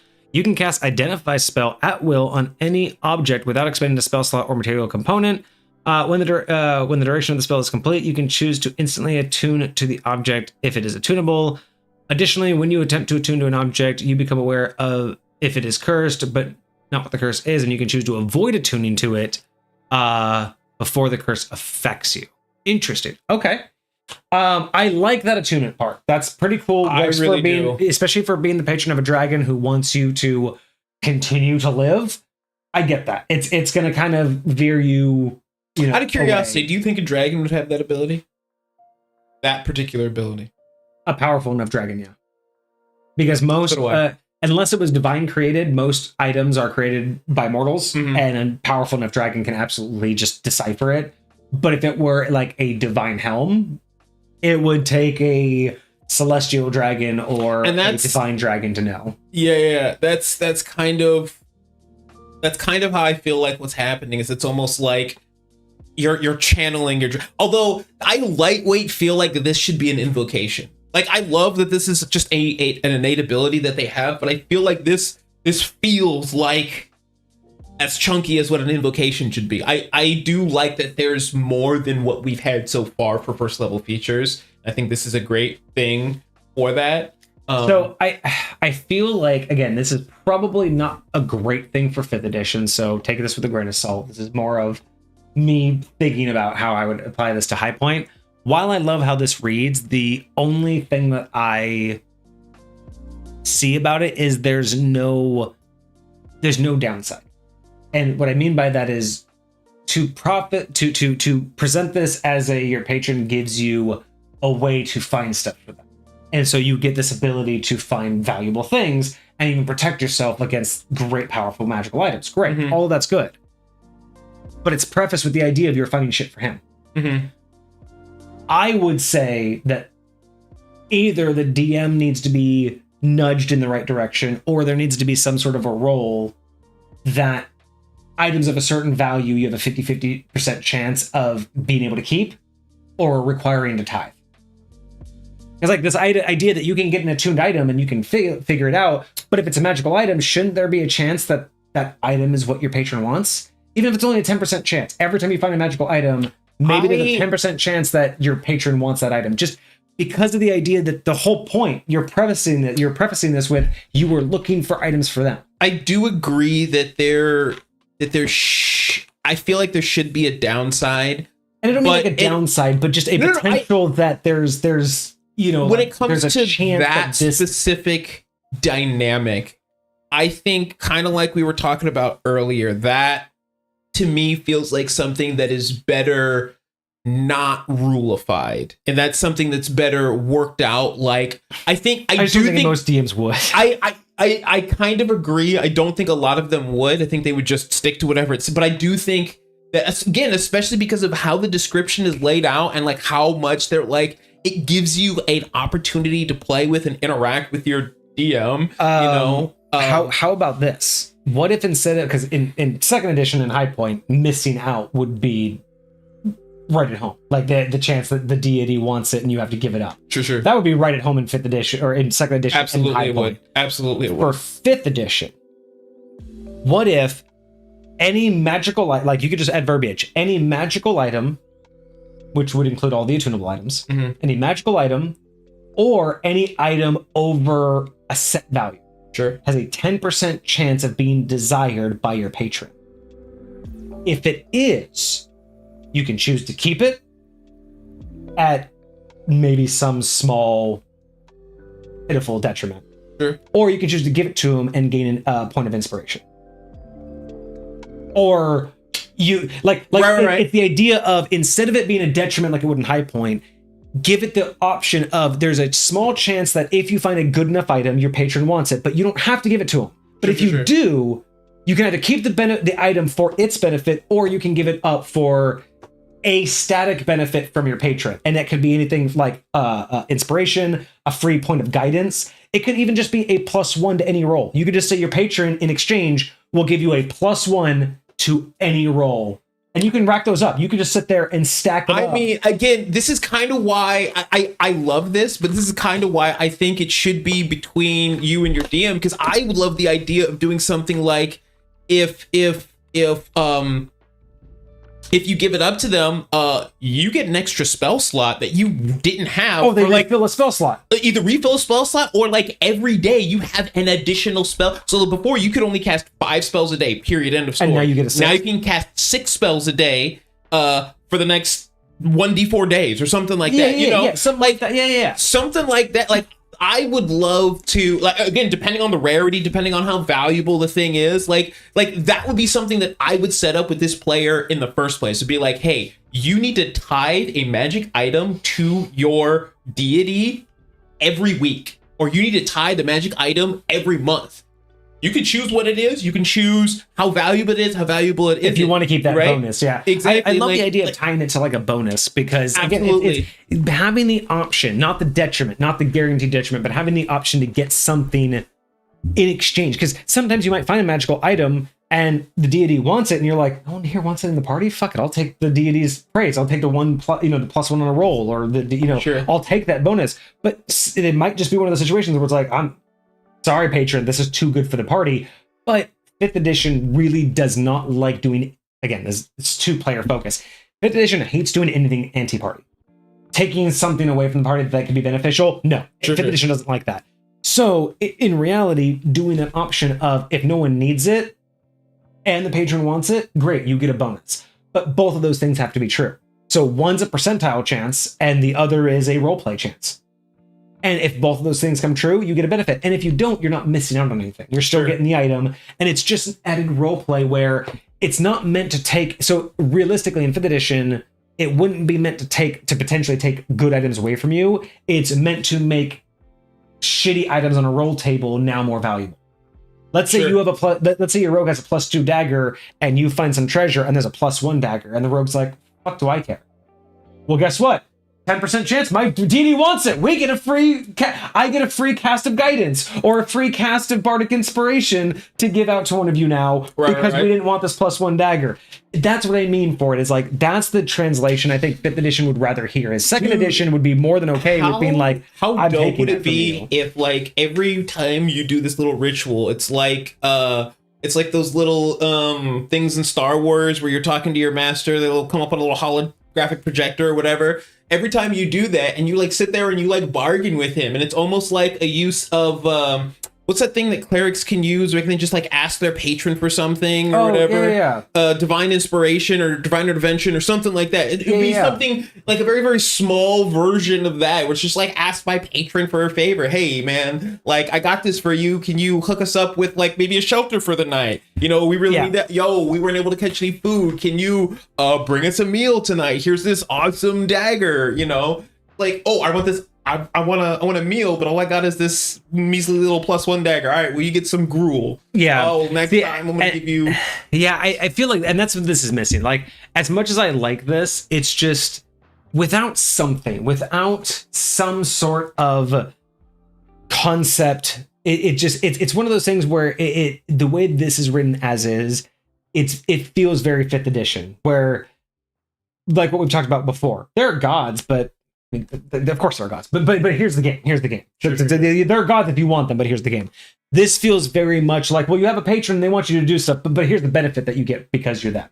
Sure. Like, he wants things, but really, this is the stuff that only benefits you. And it's one of those things where for me, I look at that and I'm like, that's cool, but there's no reality outside of, okay, I just get another cool thing. It's just always giving and never really an interaction. So I would just love to see something in this, especially at first level, have something to where I get to work up with my patron, some sort of exchange that we get to work up with. And then the downside is without putting it in here with something, no one will do it.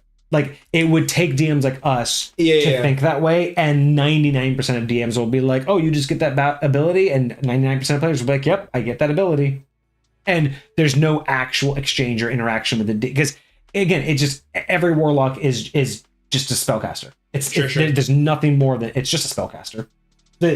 Regardless of, just like every wizard is a spellcaster. A wizard, everyone talks about it, and we all know what a wizard is, but let's face it, most people don't play a wizard that actually went to school or actually studied. They're just a spellcaster of that variety, right? Like, most people don't actually play into the true background and the true, like what it actually means to be that, right? Unless they're really into role playing. All power to them. But Facts. That's where I feel like my biggest thing when I look at this is just like, it's cool. I love the ability, but without any verbiage of the exchange, it's just another like, why am I getting to do this if I'm just being selfish with it? And again, I think that whole mindset would make so much more sense if it was an invocation. Yes. Like, if I'm choosing this specific invocation from you, choosing like this is the benefit that I want to get from being a war. Again, you don't get invocations to level 2, but still, like, if being able to choose this over something else, yes, like that would feel like it would make more sense to why I just have this, because it's like, okay, this is the benefit I chose over Devil's Sight, being able to see through magical darkness, because that's another invocation you can choose. Right? Yeah. Oh yeah. Just having a couple like custom invocations would be kind of interesting. Yeah. Yeah. But okay, cool. Okay. All right. So then we just jump straight to level 6. Yeah, that's Warlock. That's rough. All right. Well, we now have Bound Bulwark. Let's see what we got.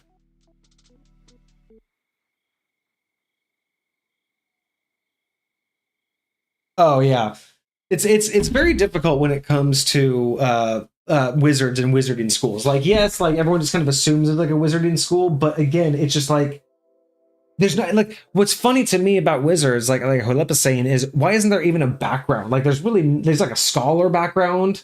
Sure. And I don't even think there's an alumni background, but like, there's no real good background that really shows off the dedication and time a wizard or a wizard took to learn the magic. It's just always assumed that no matter what background you had, you just had time to learn it. So, and it's like, what does that even mean that you just had time to learn it? Like, the whole point of a wizard versus a sorcerer is that you took time to study and dedicate it. But how can you be a street urchin who was homeless and poor, but also had time to study? Well, but how can let me ask you this. Like, yes, you have to study, but do you have to study in the same way that like somebody who's a doctor, right? Could you become a doctor by necessity, like growing up on the streets and just having to like treat people over and over and over again? You saw a bunch of wounds and you tried to figure shit out and you fucked it up a bunch of like could that be your background, and you like learned enough, you picked up enough, you went and investigated enough, you went and figured stuff out enough you to like, I mean, and like that thing's possible, of course, like you could say that, but I mean, justifiably wise, that's like, it's like in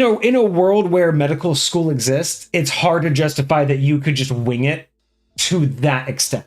And that's where, again, that you could totally justify it just saying, hey, I've seen enough things, I've done enough herbs. But again, for me, this is how I put the stories together. If a world exists where herbalists exists, meaning it has been generations of knowledge passed down, sure, you to just wake up in the forest one day and just wing it and just knock it out of the park with generations behind you, or at least it's harder for me to justify. How about that? Personal mentorship. That and if you without having like going to school. If you want to go that far, yeah. If you want to be a street urchin, but the person who taught you was an old surgeon and taught you everything they knew, I'm fine with that. When does that ever happen, though? I mean, it's like, just I chose street urchin because I want this background, and then I want this because I want this, and then I do this because I want this. For me, that's the fun of choosing what I want.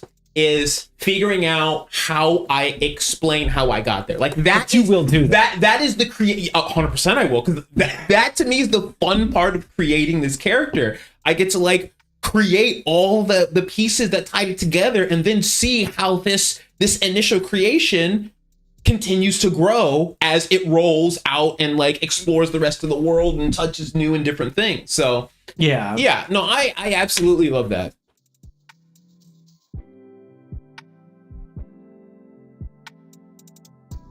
So yeah, I don't know. It's just one of those things. Like I like it when the lore really comes to life like that. So I would always lean towards trying to make that happen for sure. Yeah, it feels so much better when you can make it all like tie together.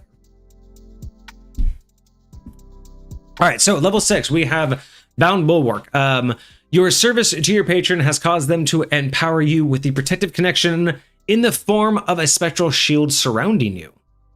Interesting. Okay. You can use an action to summon the shield for 1 minute. The shield's appearance resembles the scales of a draconic patron you serve. While under the shield's protection, you have resistance to the damage type chosen in your scale-bound feature. You can also use a bonus action to shift the shield to another creature you can see within 30 feet of you. Once you use this feature, you cannot use it again until you finish a short or long rest. So, question, if I shift it to a creature that's within 30 feet of me, does it stay on them until I shift it again because it lasts for a minute? Yes, as far as I can tell. So I can just bounce it back and forth between a whole bunch of people for a minute? Seems like it. As a bonus action? And its shield gives you what, a +1? Just +1 of your AC? And resistance? It just gives you resistance. Oh, so it does. You wouldn't say that this also gives you the benefit of a shield? No. Interesting. No, I would not. Unless it specifically says it gives you a bonus to your AC, I would say that this shield's purpose is to absorb that particular type of damage. Like, imagine the spell shield, how it just absorbs magic missile. Yeah. It's kind of like that, but just for that specific type of damage. In that particular case, the only thing I would change is change it from a shield to like scales. Just kind of like stone, like stone skin. Sure. I would just, instead of it being a shield, I would just almost make it like a spectral, like. I was honestly thinking it would just look like almost like a translucent, like scaled egg that kind of just like surrounds you. I was thinking like scaled armor. I was thinking I just think like, because again, that would be the only thing, is that it just looks like you were now scaled in this like, glowing armor. And then again, you can still pass it to other people. Sure. It's just when I think of like it being a shield, my mind goes to like, wait, so I actually have a shield with me? Like, does that actually improve it, or is it just resisting the damage? And if it was just resisting the damage, I think I would prefer the visualization of it looking like I just have like armor. Like on top of my armor, you could just see these like almost ethereal scales just coating my whole body. Yeah. And just being more like protective. Imagine being a monk with this. Right? Like multi-classes of you got no armor, and it's just like, oh, I'm dragonkin, baby. Yeah. So yeah. Other than that, I don't mind it. It works well. I just I think the visualization is where I just feel like it's like, why is it a shield? You know what I mean? But sure. I guess it's I'm also taking that because it says it's the shield's appearance resembles scales of the patron you serve. So maybe it's the shield as it is a shield, but it is supposed to look like scales. Yeah, it doesn't really like specify. Is it supposed to be just a floating shield in front of you, or is it just a shimmering like bodysuit? Sure. I also personally, when it comes to stuff like this, I treat it similar to what's the spell? Whatever weapon, spiritual weapon. Yeah. Where you can choose the appearance of it when you conjure it. Like a lot of stuff like this, I personally am totally fine with the character describing what this particular thing manifests. Like, what does it look like? Like for you, when you see this thing appear and it is protecting you and your companions, like how does it manifest itself? Like it still does the same thing, but again, I love to try and find a way to again explain how it makes sense that thing is what's happening. You know, so I totally agree. And I think it's the part right here where it says a protective connection in the form of a spectral shield surrounding you.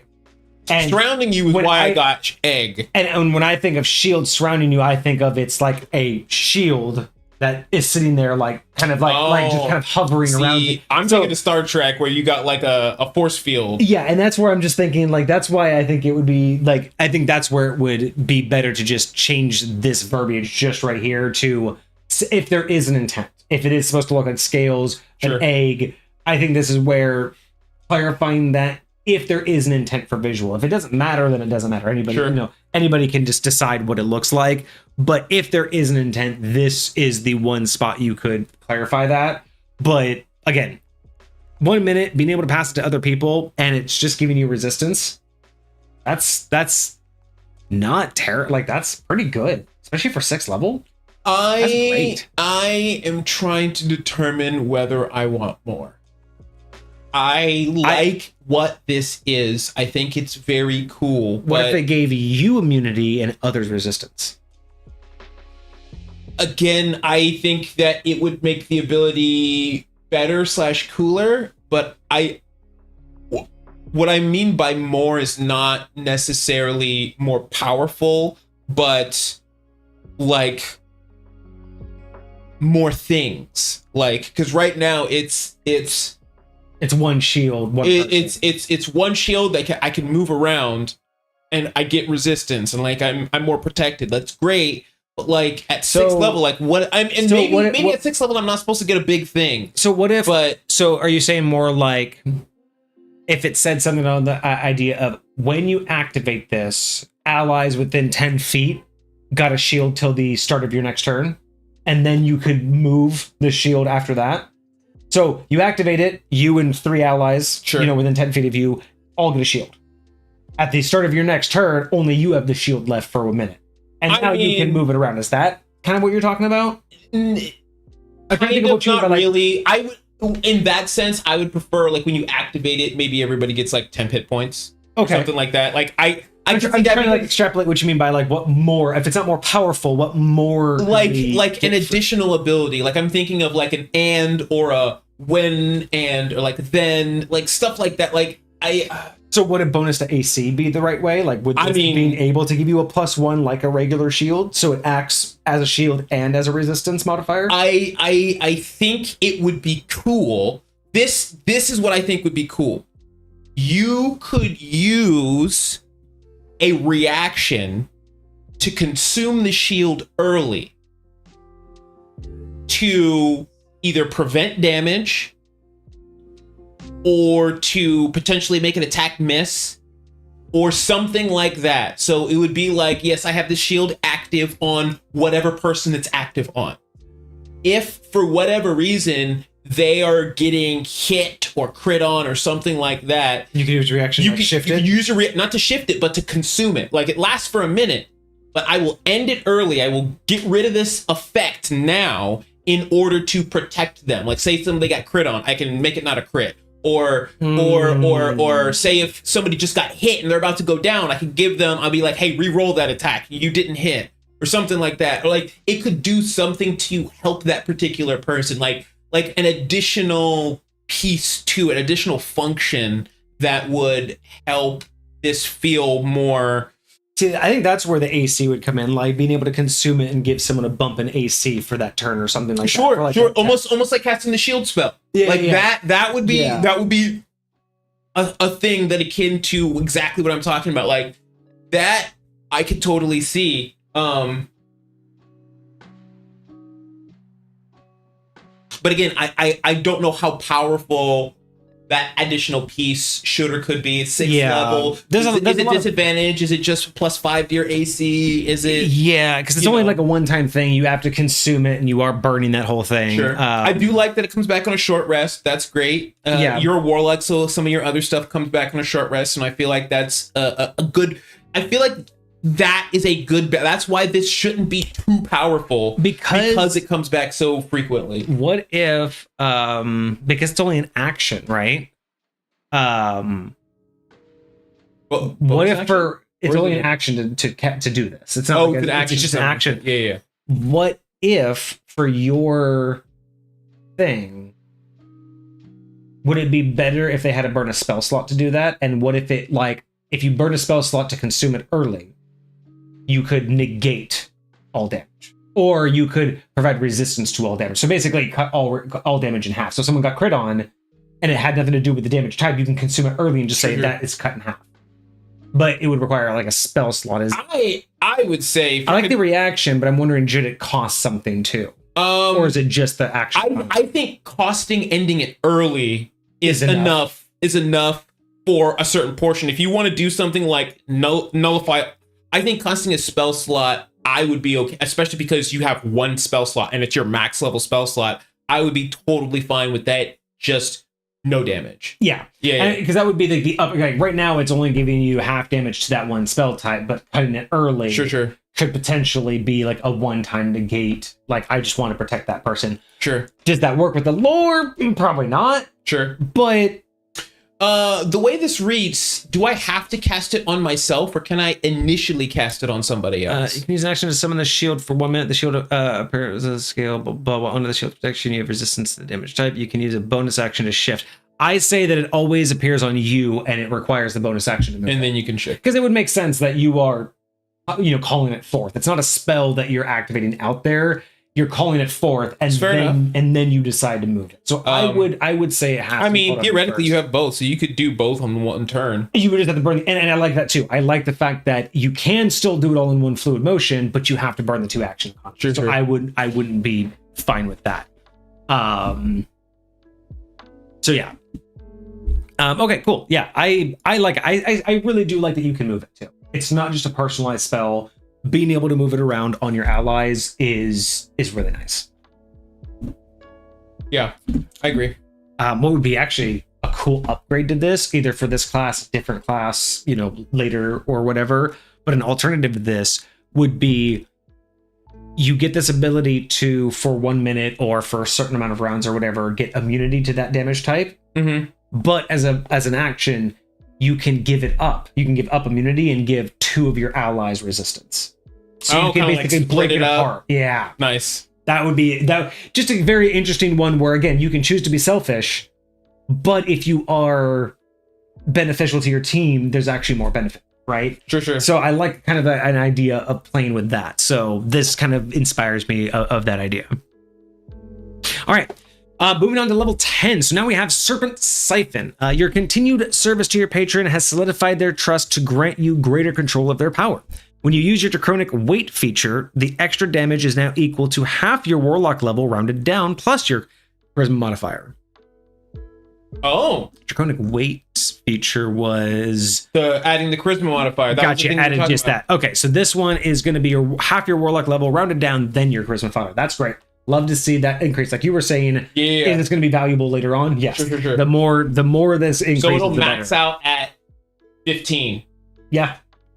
That's not bad. It doesn't do anything else. And again, that's every damage dealing leveled spell. Yes, 100%. That's great. In addition, when another creature subjects you to your Scale Bond's damage type, you can use your reaction to siphon some of the power of the damage type and regain 1 Warlock spell. This does not affect the damage you would take. Once you use this reaction, you cannot use it again until you finish a long rest. Interesting. Oh, that's so not only would you take half damage when someone hits, so let's say you're immune to, or you have resistance to fire. If someone hits you with a fire spell, not only do you take half damage, but you can use a reaction once per short rest to regain a spell slot because they hit you with that ability. I like that. I'm sick because there's so many times where I feel like that's missing from like a creature's ability or an elemental's ability that because I don't even think D&D really does like the same element heals them. It's very rare that you see something like that. Yeah. But this is kind of like that, where if you're gonna hit me with what is my own ability, I'm gonna laugh it off because you've done me a favor. I like that. That is really a clever way to do that. Yeah, no, that's really cool. That is really cool. I love, because again, Warlocks, your spell economy is so small. Your pool is so small. Yeah. Like you're always so skittish when it comes to like using your abilities. This, at the very least, once per short rest, you can just get that back. Like, that is pretty cool. Mm-hmm. That is pretty cool. Mid-combat, too. Yeah, I like that. I really like that. That is pretty cool. Level 10 is going to be fun for these warlocks. Yeah, no, that's great. Anything that you can do to regain it, especially in the right type of combat. Sure. Hell yeah. Yeah. All right, and then jumping up to 14. So I do like that these aren't that big. Like, it's only 4 jumps, but yeah, Sure. that 1 to 6 is kind of crazy. I know. Hoarded Haven. Gathering for your patron's hoard has given you the ability to mimic the environment of your patron. As an action, you can visually change the terrain in a 30-foot radius at a point originating from you into a phantasmal reflection of your patron's lair. The lair joins initiative with an initiative roll of 20, losing initiative ties, including with other layers, uses your warlock spell save DC for its effects and lasts for 1 minute or until you are incapacitated. While you are within your layer's radius, you gain the following benefits. You have blind sight and true sight within the layer. You have resistance to your scale bond's damage type. This becomes immunity if you are protected by your bulwark feature. That's cool. So it stacks. Other creatures protected by your bulwark feature have resistance to the damage type instead. I thought they already had resistance if you were on the bulwark.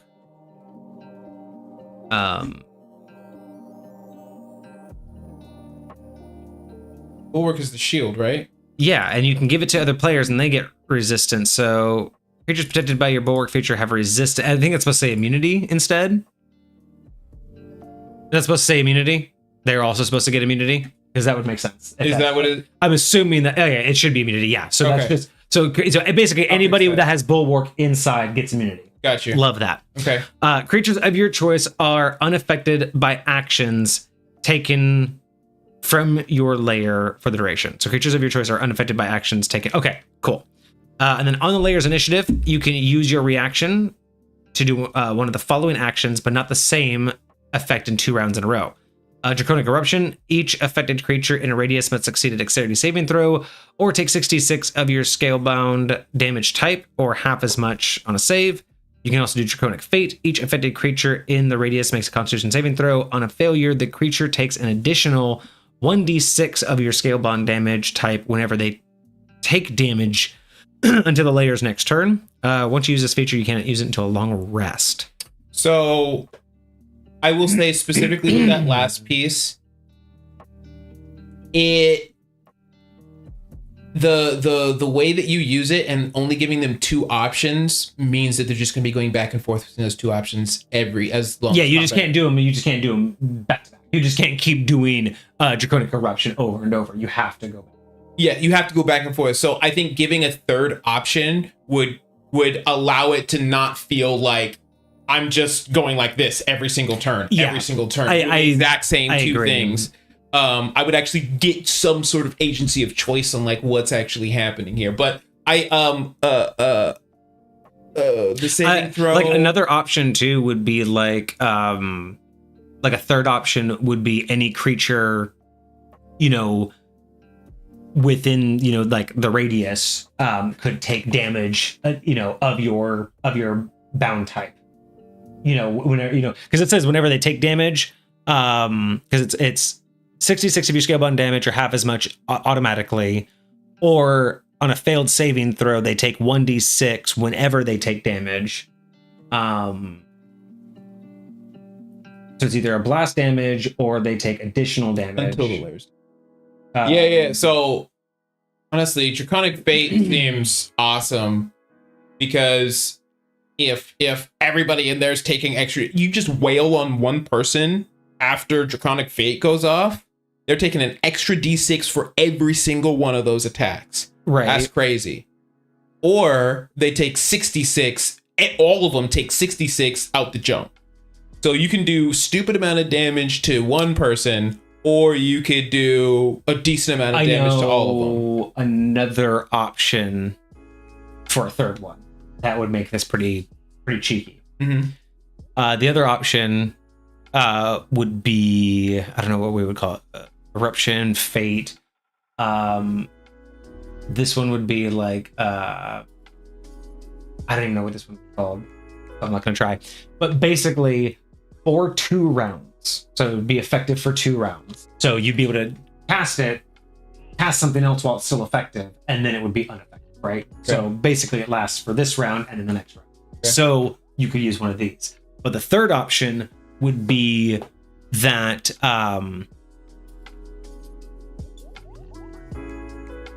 any creature within the radius for 2 rounds, whether you want to do a saving throw or not, their resistance to your bound type decreases by 1. So if you are fire and they're inside your radius, what the third option is, if they're immune to fire, you can knock them down to resistant while they're inside your radius, and then immediately do Draconic Eruption. If they're resistant to fire, you remove a resistance and bring them to normal, and then you do Eruption. If they're normal, you bring them to vulnerable, and then you can do Eruption the next round. So it's basically this round and the next round, whatever your effect on my bound, my bound bulwark, or not bound bulwark, but whatever type you are, whatever type I am, whatever your ability is, you're going to go down for 2 rounds. So if they're normal, then they're getting vulnerable. And the idea being that anybody else who has that on the team can wail on them. But on my next turn, and you're still inside, guess what I get to do? I get to do a Draconic Eruption with that damage type that you were now more susceptible to. Right. Whether you were immune and now you're resistant, or whether you were normal and now vulnerable, the fact that I get to follow that up with Draconic Eruption. Now, granted, that does mean that that's most likely the 2 combos you're going to do.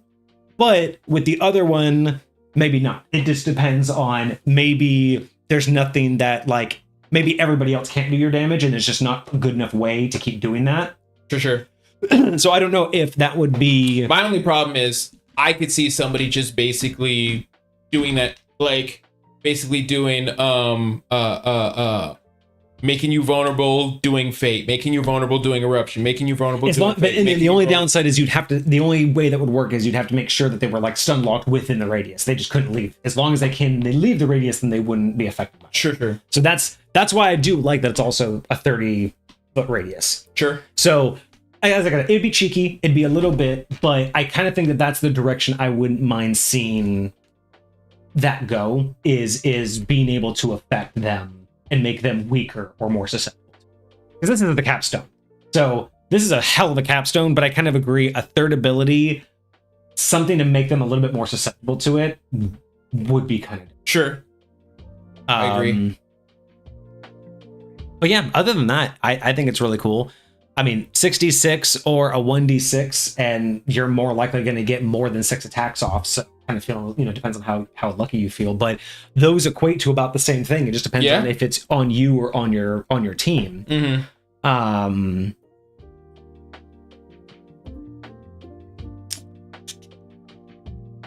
And so the other thing I would suggest is, I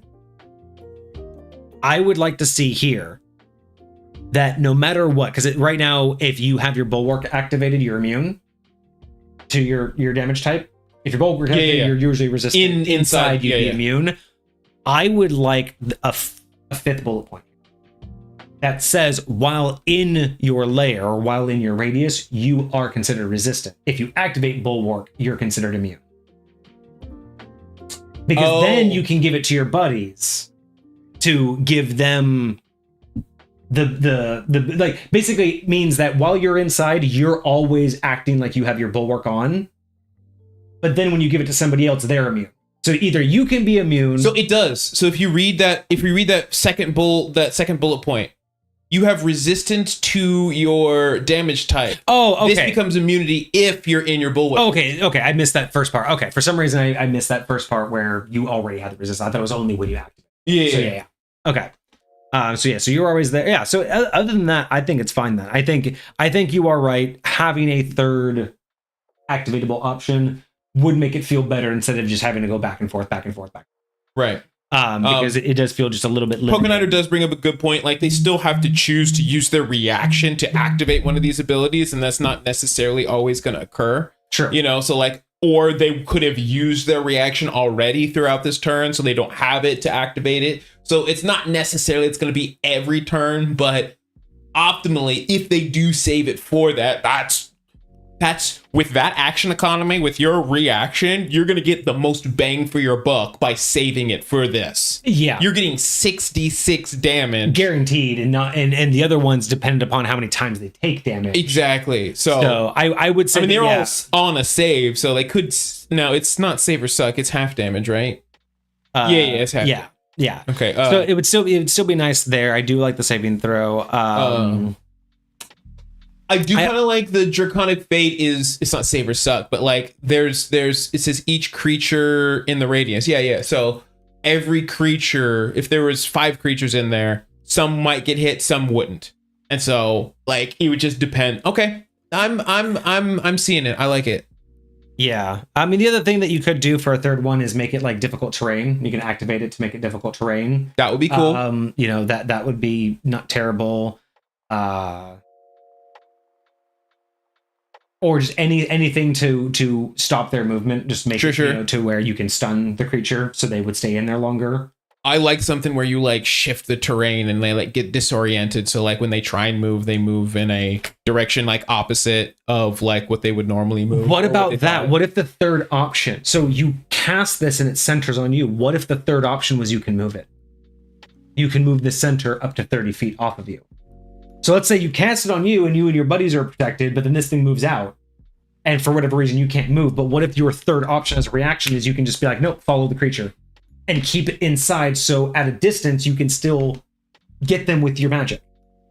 Interesting. Because they, like it wouldn't protect you anymore, but it would keep them in the center so you could do your... With how I imagine this working, I feel, just personally, I feel like it would feel weird to me if it could move. It would feel weird to me if this environment that I've created now starts crawling along the ground or something like that, or like shifting positions. Like I can see like kind of like, again, in its area, like shifting around and like morphing a little bit, but like moving its whole, I don't know. What if the third option, I don't know if this would work. What if the third option was you can grow the radius by 5 feet?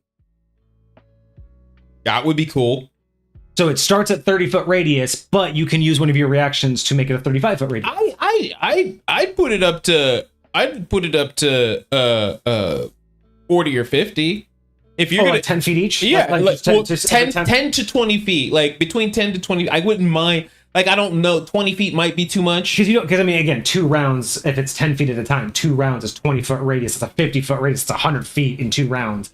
So it could easily stack up depending on how long. I would say again, like the other ones, it would only last until its next turn. So like it wouldn't be. I wouldn't be permanent. I was thinking a permanent 5 foot. Like every time you burned a reaction, but the radius got bigger permanently for the rest of the battle. I wouldn't. I don't know if I would do that. Well, because think about how many actual rounds are in a normal combat. So how many times are you really going to extend it? You're only going to You're not going to need to extend. Like you're not going to exactly, and you're going to want to do damage. But and that's why I'm thinking like maybe that's why even 10 feet wouldn't be bad because again, how many times are you going to do that? Because it's not going to benefit you that much if you don't use these other 2 features. Sure. And you can't do them twice in a row. So I could 1 round cast it. And then the next round extend it 10 feet, and then the next round do the eruption. Here's the problem, and this is just because of how I think. Is because if I say this, then I am creating some implications for my players to look at and to think about, and if. Because I'm not going to say no if they're like, hey, can I try and cast this outside of combat? Right. And then play with it a little bit and then see what I could do with it and see how big I can make it. And a door's see if I can locked. Make it permanent. A door's locked. You just cast this and you're like, well, now that I'm in my patron's lair, this door is now my patron's and my patron can just unlock it for me. That would be cool. If you could teleport anywhere inside the thing. So as a reaction, on the inside of a door. Yes, as a reaction, and maybe this is too much, but maybe you could just rearrange the board. Maybe not the enemies, but you could rearrange stuff, all of your allies. You could all just be in different places. Say their tank ran up to your wizard, and your tank is fighting somebody that just died, and all of a sudden, boom. So I got something more stupid. I got something that no one would ever want, but I got something way more stupid because it's like a horde. You can only do it to items. So you can rearrange items, but it's only like, so you can't rearrange people, but you can be like, hey, enemy, you no longer have a sword, you have his quill. But he has your sword in his back pocket now. I feel like that would be cool, but I would have to restrict it to whatever somebody's actively wielding. But I would be able to, like, okay, the barbarians that's carrying an axe, that axe is now being carried by the wizard, right? And that barbarian is now carrying this little wand or this little book, right? Like that would be crazy. Yeah, so I would say that, yeah, like those are fun and unique. I don't know if those are, I kind of like the idea. Like I wouldn't mind, like maybe you can teleport 10 feet within your thing. Sure. As one of these reactions, because then you have out of combat, and I always love out of combat uses. So again, the idea that I can call forth my deity's lair, I feel like there's some implications of that. You know what I mean? Like there's definitely real world. It's not like the actual lair, but like I feel like there's something there that you can really play with. So I feel like there's plenty non-combat third abilities that would really solidify this as more utility and give you just that feeling. I know you're not meant to do something every round, but when you get the chance, it would be nice to not just have to. If for whatever reason you had your reaction available to you at the top of the round for 3 rounds in a row, I would use it. Yeah, I would use it. Was me. All right, well, we have some additional notes. I'm liking it so far. I'm not really against much of it so far. There's just a few things that, you know, just fall a little bit outside of what I would expect to be in the lore, but it's all really well put together. So let's look at some of these additionals real quick and see what we have here. Okay, so we have additional notes for draconic desires. So there's also associated desires often attributed to these dragons for the purposes of growing their horde, and in turn might affect what your warlock seeks in their travels. You can work with your DM to determine these exact desires or utilize these draconic desire table below. All right, so let's just go a couple of these. So we have something for like a black dragon. The desire is forgotten metallic treasures. Examples are like a bronze figure of a dwarven king. For an emerald dragon, rare coins and cultural artifacts, a coin brandishing the symbol of a fallen kingdom, maybe. A sapphire dragon, martial treasures, and histories of war. So like a battle map detailing the general's combat strategy. So these are just ideas that players what players could find for their deity. Yeah, and again, it's one of those, like, I love this idea of it. It definitely gives me like this is kind of what I would want. Sure, but fuel. It also, for a 5th edition mechanic. Again, knowing how 5th edition normally works, wanting to bring this to the table and then handing it to your DM and being like, by the way, here's something, like, you aren't required, but it is asking the DM to then now add this specifically into the game, specifically for your character. Like, I know these are just examples, but like the idea of, oh, well, whenever you guys find treasure or whenever you want to go for a shop, you're going to want to be looking for things like this. You're going to want to be aware of it. So if you choose a copper dragon, it just asks the DM to keep track of this kind of stuff, or make sure stuff like this is available. Or the player has to constantly be like, "Hey, is there any burnished metal? Is there any goblets? Is there any chessboard that used to belong to a grandmaster here?" Like, it's just one of those things where I love the idea, I love the concept. I try to instill this in my players, but would it be better if they were more generic ideas rather than as particular as they are? No, it's not that they're bad. It's just that it's very out of place in 5th edition. It's, again, it's just one of those things where this is either going to just be a hand wavy, like, yeah, sure, you can have that. The asking the DM to keep track of this or the player to keep mindful of this is great, but then what's the point? If the DM's not going to have you have an actual relationship with your DM, or with your patron, it's like, sure, you could say, hey, are there any historical treasures, and tokens of defeat? And he could say, yeah. You're like, okay, I'm gonna give that to my. Is there anything more to this, or is it just the list? It might be. So yeah. So at first, I love this concept. I want this to be more of a thing. I miss this kind of stuff. I just don't feel 5th edition is ready for it. It's just 5th edition. Well, the doesn't only reason care. I ask if there's more is because if is there something that like they articulate that you do with. No, it's just the idea that if you wanted to role play, like if you chose to be an Emerald Dragon, like that's the What thing kind of that you stuff wanted. would you get for it? It's just if you wanted to actually role play what you're searching for, these are examples that you can follow. And again, it just either asks you to ask your DM for them, or it asks your DM to make them matter and have a relationship, which is fine. Some DMs want to do that, but it's just the way that 5th edition's done. Most DMs, if they're not pre-planning to have this as a thing you can do, I feel like this is just going to be one of those additional optional things that no one uses. Like, Sure. I don't think a lot of DMs are going to be as receptive, or even if they are, they're like, oh, that's cool. I don't know how many are really going to be creative and thinking like, oh, your patron like is responding to this. Yeah, right? but again, I feel like that's an overall issue with just how DMs choose to integrate their players into the world. And That's fair. And because a lot of the times, you know, I feel like not all the time. There are plenty of really phenomenal DMs that'll do this, but like, you know, a lot of DMs, they already have a world built, which is great. But when you have players that are coming to enter into it, like they need to feel like they're a part of it. So just saying like, all right, you and your character that you created over there now coming into my world, it's like, where's the actual connection occurring? Like, where's the actual like relationship to what I have to what this world that we're in? And this is why I feel Warlocks really get the least amount of love out of that they deserve out of all the classes. Like there's plenty of classes that don't get the love they deserve, but Warlocks the most, because I have very rarely seen DMs earnestly interact with Warlocks. Like I've seen DMs play the Warlock part, you know, they'll do like little like things and they'll be like, oh, you know, your patron sends you, you know, a message that they're very proud of you. Like they'll do things that are role play-y, but it's only there to just say, hey, you're, you know, it's the same thing as like, you know, the paladin, you know, getting a bird flying by when they make a prayer as just a nod that, yes, you're a paladin, you have a god. Yes, you're a warlock, you have a patron. Sure. But very rarely is it integral in any way to the story. Like you have your magic, that's your deal. I will play the part of the patron and, you know, interact with you once in a while, but otherwise the deal's already done.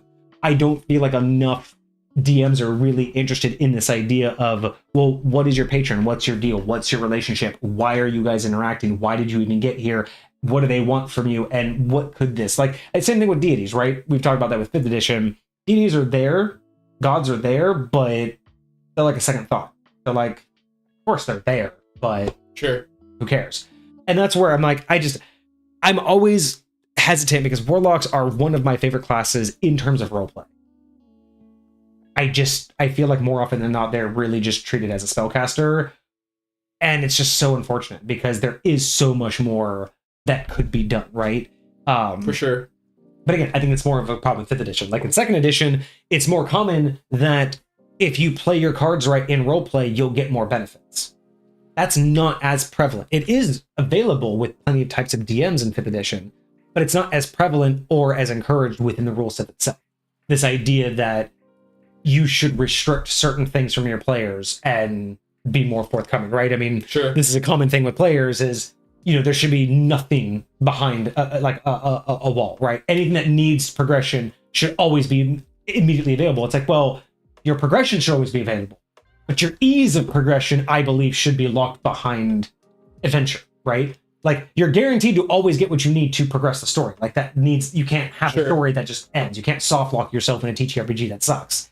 But how easy that mission can become easier if you took the time to talk to the right people, find the right clues, solve the puzzles, like do all of the little, what I would call side quests. Now, some people don't call those side quests. They just call those breadcrumbs or whatever. Yeah. But to me, those are side quests because they are optional. Like going to talk to a certain NPC who could give you a weakness to the BBEG, in my opinion, should be a great optional opportunity for any adventurer.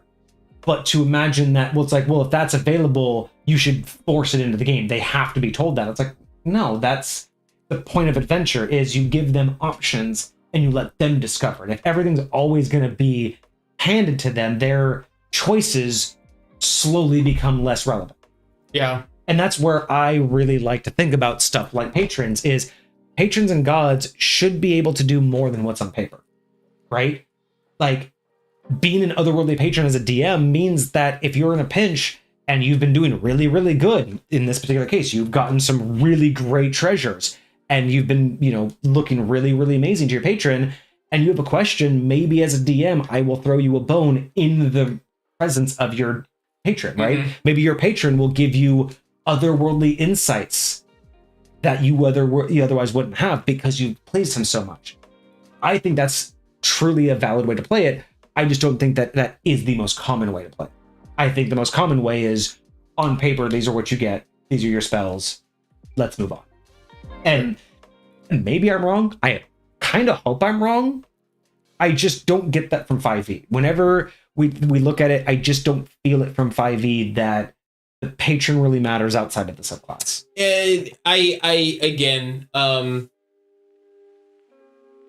think there are plenty of people who play 5e that it does, but I don't think that the game itself is something that necessarily, I feel like encourages is the wrong word, but like makes it feel super valuable. I think that's the best way for me to put it. Like it doesn't make it feel like doing this is going to add a lot to your experience. It makes it feels like, yeah, it's another option. Like you said, it can get a little hand wavy. It can get a little, yeah, it is what it is. Yeah, whatever. And then people can just brush it off to the side because there's so many other things to pay attention to look at, to whatever. And like, I get that. But at the same time, it's one of those things where I really feel like, again, it's where I get my enjoyment out of it. It's where I will talk for myself and say I see so much value in understanding the nature of what I'm choosing to interact with. Like that's really one of the biggest purposes in me actually being here is like when I play video games, when I do a lot of different things, when I'm coding, when I'm whatever, like I am trying to explore and understand the nature of something. Even when I'm just interacting with people, like everyone's got a unique landscape of their mind, of like how they think, of how they operate, of who they are. And like you get to explore these new places, these new opportunities. And if you're not doing that, then I do feel like there's a lot that is being missed out on. But again, that's not everyone's cup of tea. I literally enjoy drinking tea, but other people don't. And it's utilization, right? Like if you use a program for a purpose, there's nothing wrong with that. Whether or not there's other things the program can do, as long as you're using it for your purpose, sure, that's fine. You don't need to know everything else it can do, but by knowing those things, you could be enriching your experience, finding shortcuts and all of that stuff. So yeah, I agree with that. And that's where it's very interesting that how everybody approaches it. But that's where it's like, I'm always one, especially from coming from the older editions, the rules and the mechanics are not always just like black and white. And I don't mean by a rule, raw versus right. I just mean that it's not just about how they're supposed to be used versus how they're written, but it's also the way that they're written and the way that they are intended or even written to be used and layered also is very indicative of how the game expects to be played. And that's what I mean when I talk about like older editions versus 5th edition is there are older editions in which the ways the layers worked pushed you for a certain type of gaming style, and 5th edition pushes you towards a different type of gaming style with the way that it's layered. You know what I mean? I will say I disagree with Pokeniner's take that 5th edition is designed for freedom of design and creativity. I honestly, that's a hard pass for me. It's actually one of the least ones that are open. 3rd was probably one of the best ones for that, because design and creativity in what sense? Exactly, because if I choose a subclass, it's already designed and created for me. There's no creativity. I can choose a handful of feats if I don't want my ASI. Like the creativity part has been like, you can homebrew creativity, but again, you're also locked in. Anytime you make a homebrew subclass, you're locked into what levels you get something at. Like I'm going to say that's a hard no for me. I do not agree at all that this is the addition of freedom of creativity. I will say, for the most part, I don't think anything in 5th edition is in the rule set or otherwise actually says that, with the exception of just how your spells look and stuff like that, like everything is prescribed for you. Everything is told to you. Like, you know how many hit points you could or couldn't get. You know exactly the bounds in which your stats are in. Like, there's nothing that I can think of that, like, you're not like creating a house emblem or anything in the rule sets of 5th edition. You're not creating a new religion. You're not creating a guild. You're not, there's nothing in the rules that says, hey, you get to create and be the author of something that was born of your mind. Like, I would say the majority of it is just finding new and different ways to combine building blocks. Like, you got a bunch of Legos, and that's the extent of, well, I wouldn't give it Legos. You give a lot. But I get what you were saying. It's building blocks. There's a lot more like puzzle pieces. Yeah, pieces. There's a lot of things that you can combine, but all of those combinations are so much more predefined. Whereas I will say that second, but more so 3 and 3.5 went so much further into the realm of actual, like, every level was a new opportunity to critique your it was a new way that you could take it. So yeah, also that's my hot take on that part. But we do have this one final one to get this review over with. We have the optional multiple layers. Now, layers are dominating presences by nature, possibly causing conflicts between multiples of them.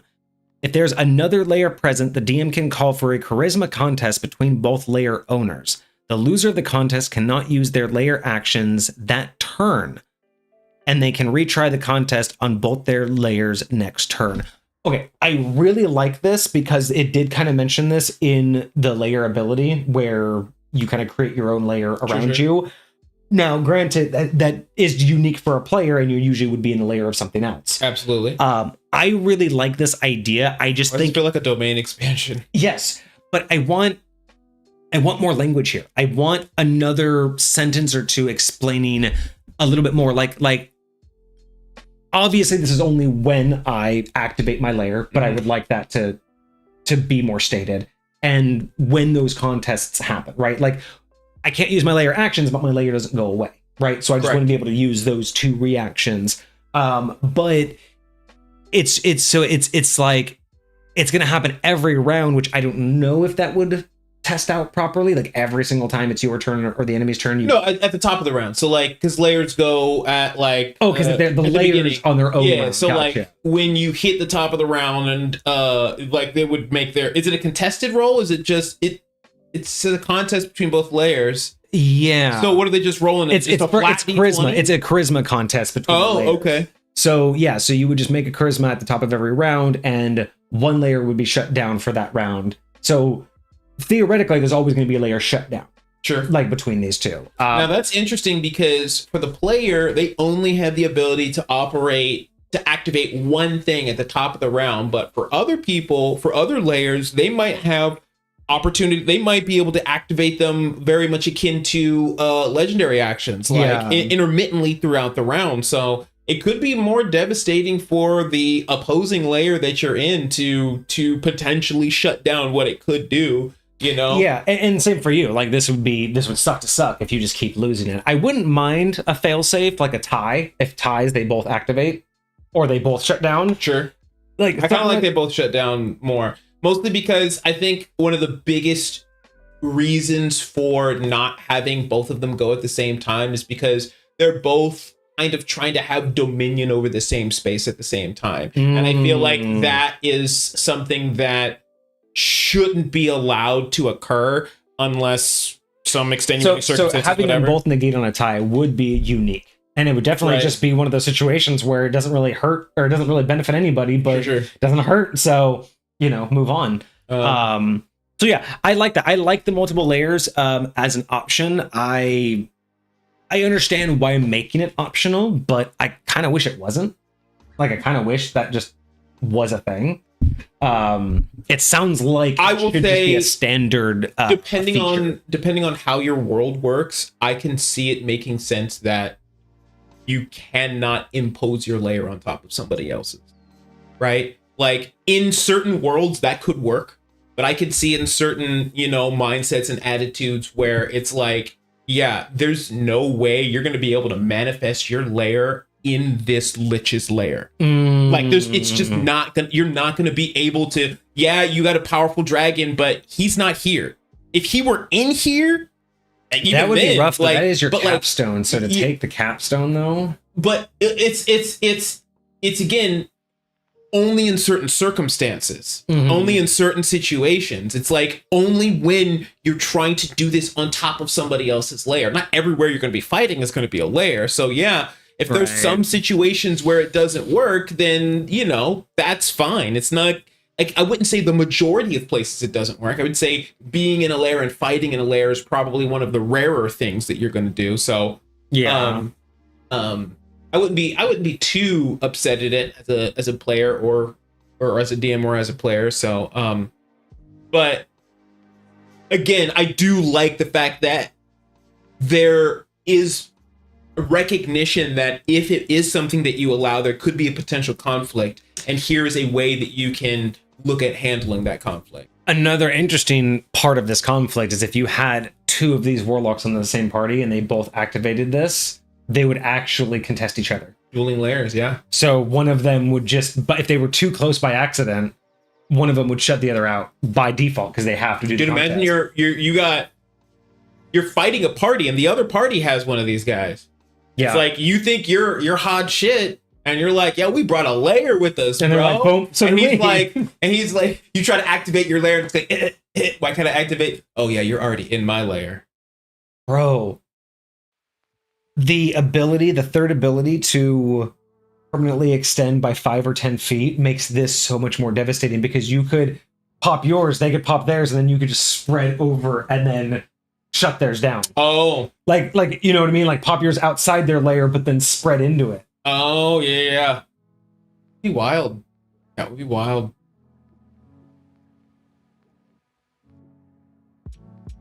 But no, I think this is very cool. I really like the idea that this is dropping that charisma contest at the beginning. One doesn't work.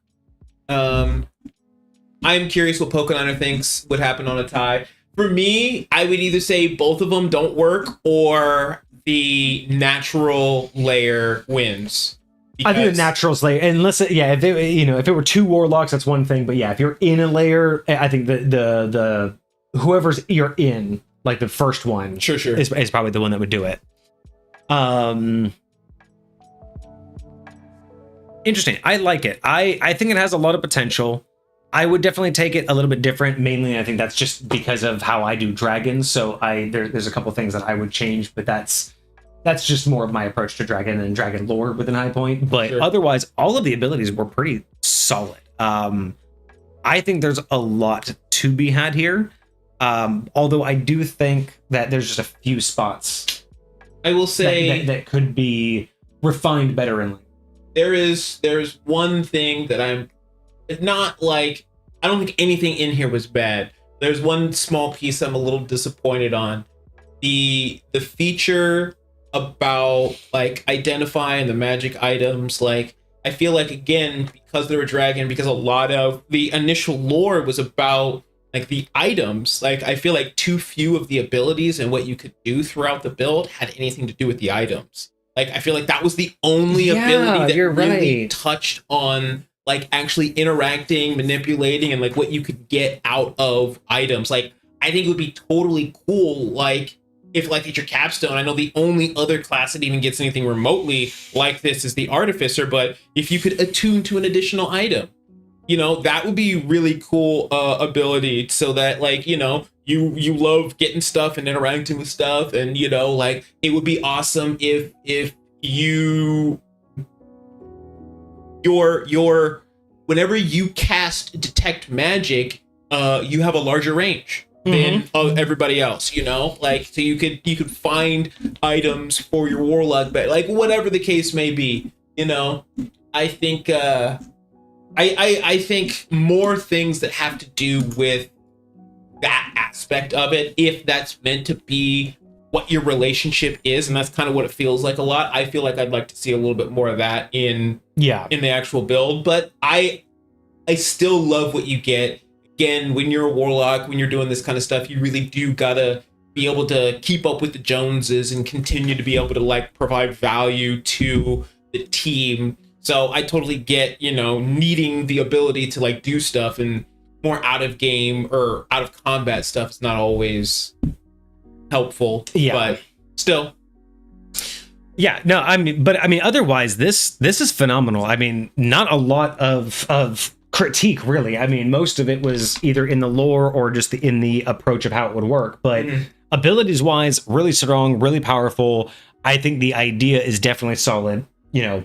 An ancient old dragon just gets bored, wants someone to go, fetch some stuff for them. I like that. And again, outside of just the one oddity where you can look at items, but you don't really do anything with them. Outside of that, everything really did feel, with no particular type of dragon, which I think was the point, it did feel though most of this came from a dragon. Like it had the logic and the mindset of a dragon. Absolutely. And I will give it that. So yeah, I mean, pretty solid. I think this would be a lot of fun. I think that it deserves a really solid DM who's really creative and who really wants to dive into it. I think this would fit in almost any gaming session and in most parties. I just think it would be wasted on min-maxers and people who aren't interested in really diving into like the lore of their own characters and who are just more about the combinations that you can build. I think it would be fine both ways. I just think it would be a waste on people who really aren't invested into the character build. Sure. Because there is a lot of benefit here. So with that being said, it's really close. It has a lot of good features. There are a few things that I would probably just shake up a little bit, a few extra, verbiage, and then tying it a little bit to the lore. Especially with like, the treasure torch, like just being able to have that kind of an exchange, like an actual exchange.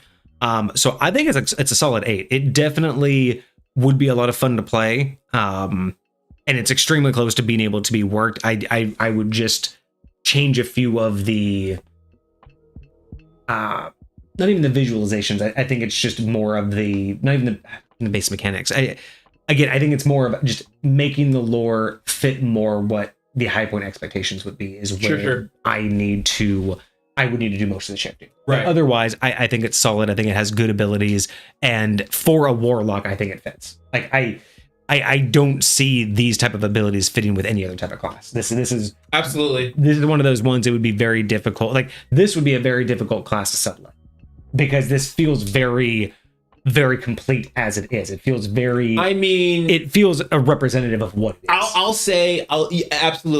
say specifically when it comes to, because like there's plenty of other dragon classes. Like you've got a draconic sorcerer, right? And so, but this to me is more than just being associated with dragons. This is a lot more akin to like the connection with dragons and their horde, rather than just dragon being. It's not being connected to a dragon by some lineage or anything. This is just a contract with the dragon, and I feel like there's a lot going on there that I think has a lot of fun. I think but at the same time, why would a dragon hire a rogue or a barbarian? Like those kind of contracts. Maybe a rogue.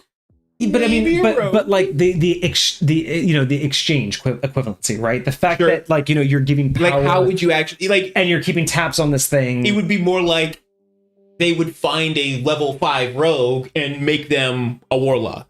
Yeah, and that's the idea. Is like this is one of those. How else are you going to do it? Like the Rune Giant, which is a good one, or the Echo Knight. It's like these are things where that's a power you could stumble across and use in different ways. You don't always have to be a fighter to stumble across that power. Absolutely.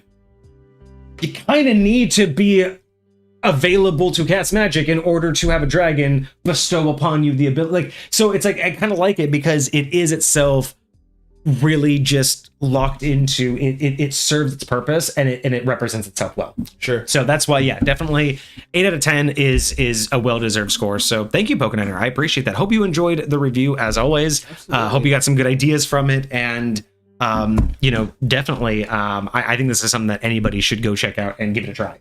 Both DM and player, I think, should give this a try if you run 5th edition.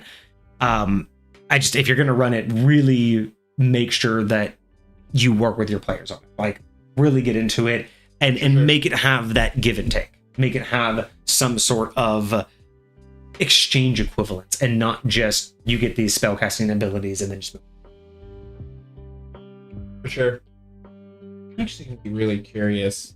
I one of these days I'm going to put together a portfolio of all of our subclasses of just like the standard base classes and show them to my players and see if like, hey, like, would anybody want, like, almost just like, hey, here's a new subclass that you can have. Exactly, a new little book. I wanna see what piques your interest. That would be you cool. guys want to touch. Some real feedback. Yeah.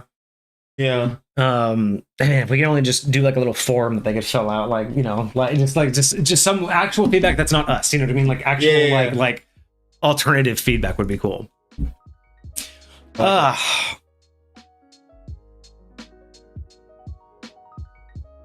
didn't want to make a Genie Warlock 2.0? Basically. I mean, who doesn't want a Genie Warlock? You know what I mean?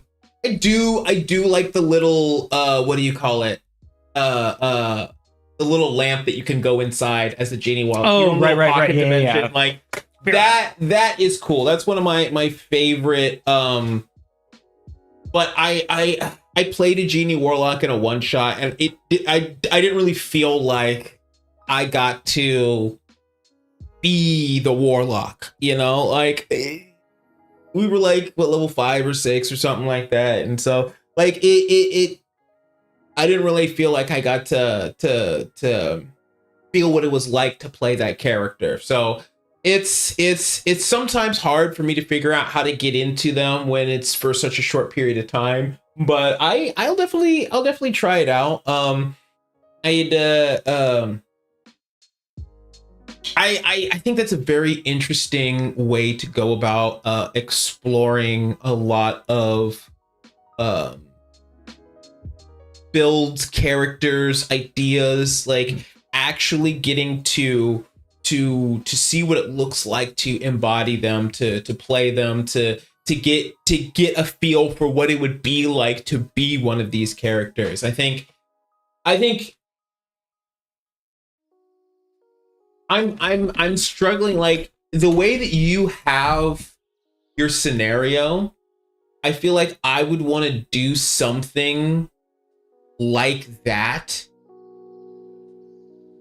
but like not in the same way, not for the same purpose, but like create some sort of like isolated sandbox where someone could basically try out a character to see if they like it, right? Mm-hmm. Find a way to like build a character that feels good enough to put it into action, to see if they like interacting it in social situations, in combat situations, and in puzzle situations. Like in all of these ways, like, does this character, even if you're not good at all of those things, which you don't have to be, but like a way to actually see what it feels like to be that thing, right? Because it's hard to do when you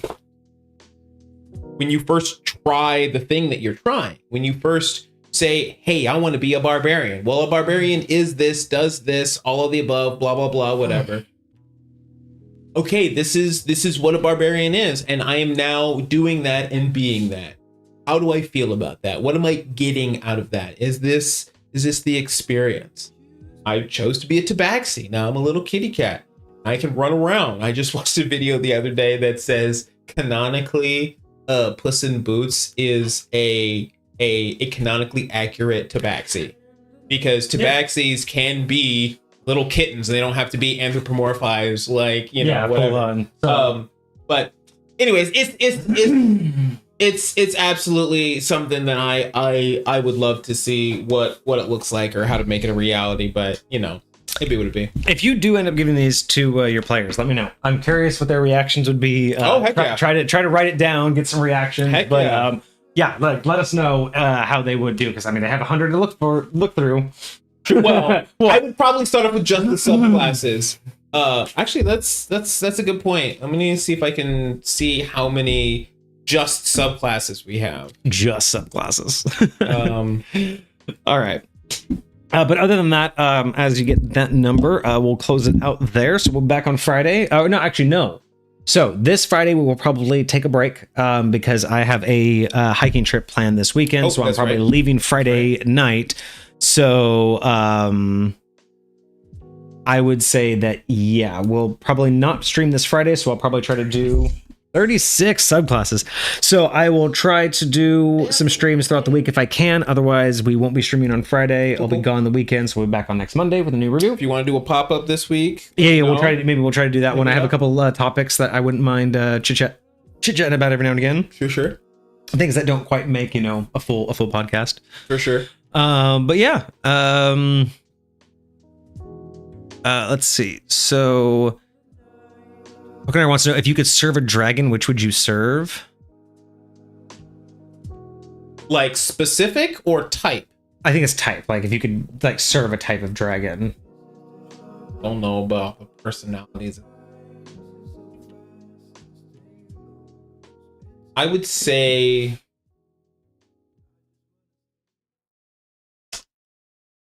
honestly, one of the crystalline dragons for sure, because chromatic dragons are just too emotional and too savage. So it's like I'd probably go with one of the more, benevolent crystalline, like a silver dragon or something. Something easy to, like follow the guidance of, and really, like if I had to serve one, you're just going to go with the one that's going to treat you well. Exactly. And I heard about this one time because somebody made the point that a dragon's horde can be a lot of different things. And again, I don't know what type of dragon this would be, but a dragon whose horde is people.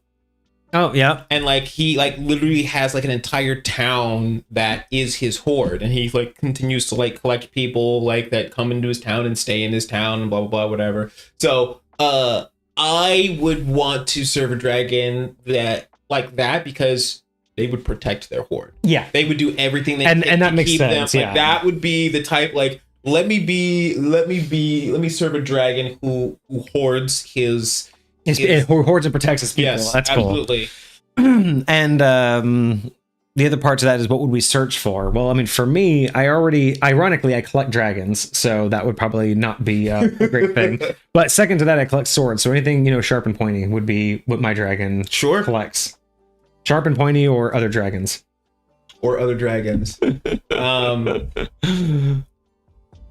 Honestly,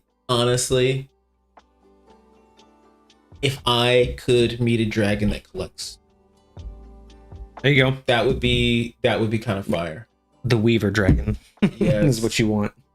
Absolutely. All right. So yeah, there we go. All right, guys. Well, yeah, we won't be back on Friday. I'll try to do a pop-up stream this week if we can. If not, you'll see us next Monday. I hope you guys had a fantastic weekend. I hope you guys have a great week ahead of you. But yeah, you guys have been great. Thank you, Pokeniner, again for the review. We'll be back next Monday with another one. And keep them coming because we love them. So yeah, have a great rest of your night, guys, and we'll see you guys next week. Cheers. Deuces, my friends.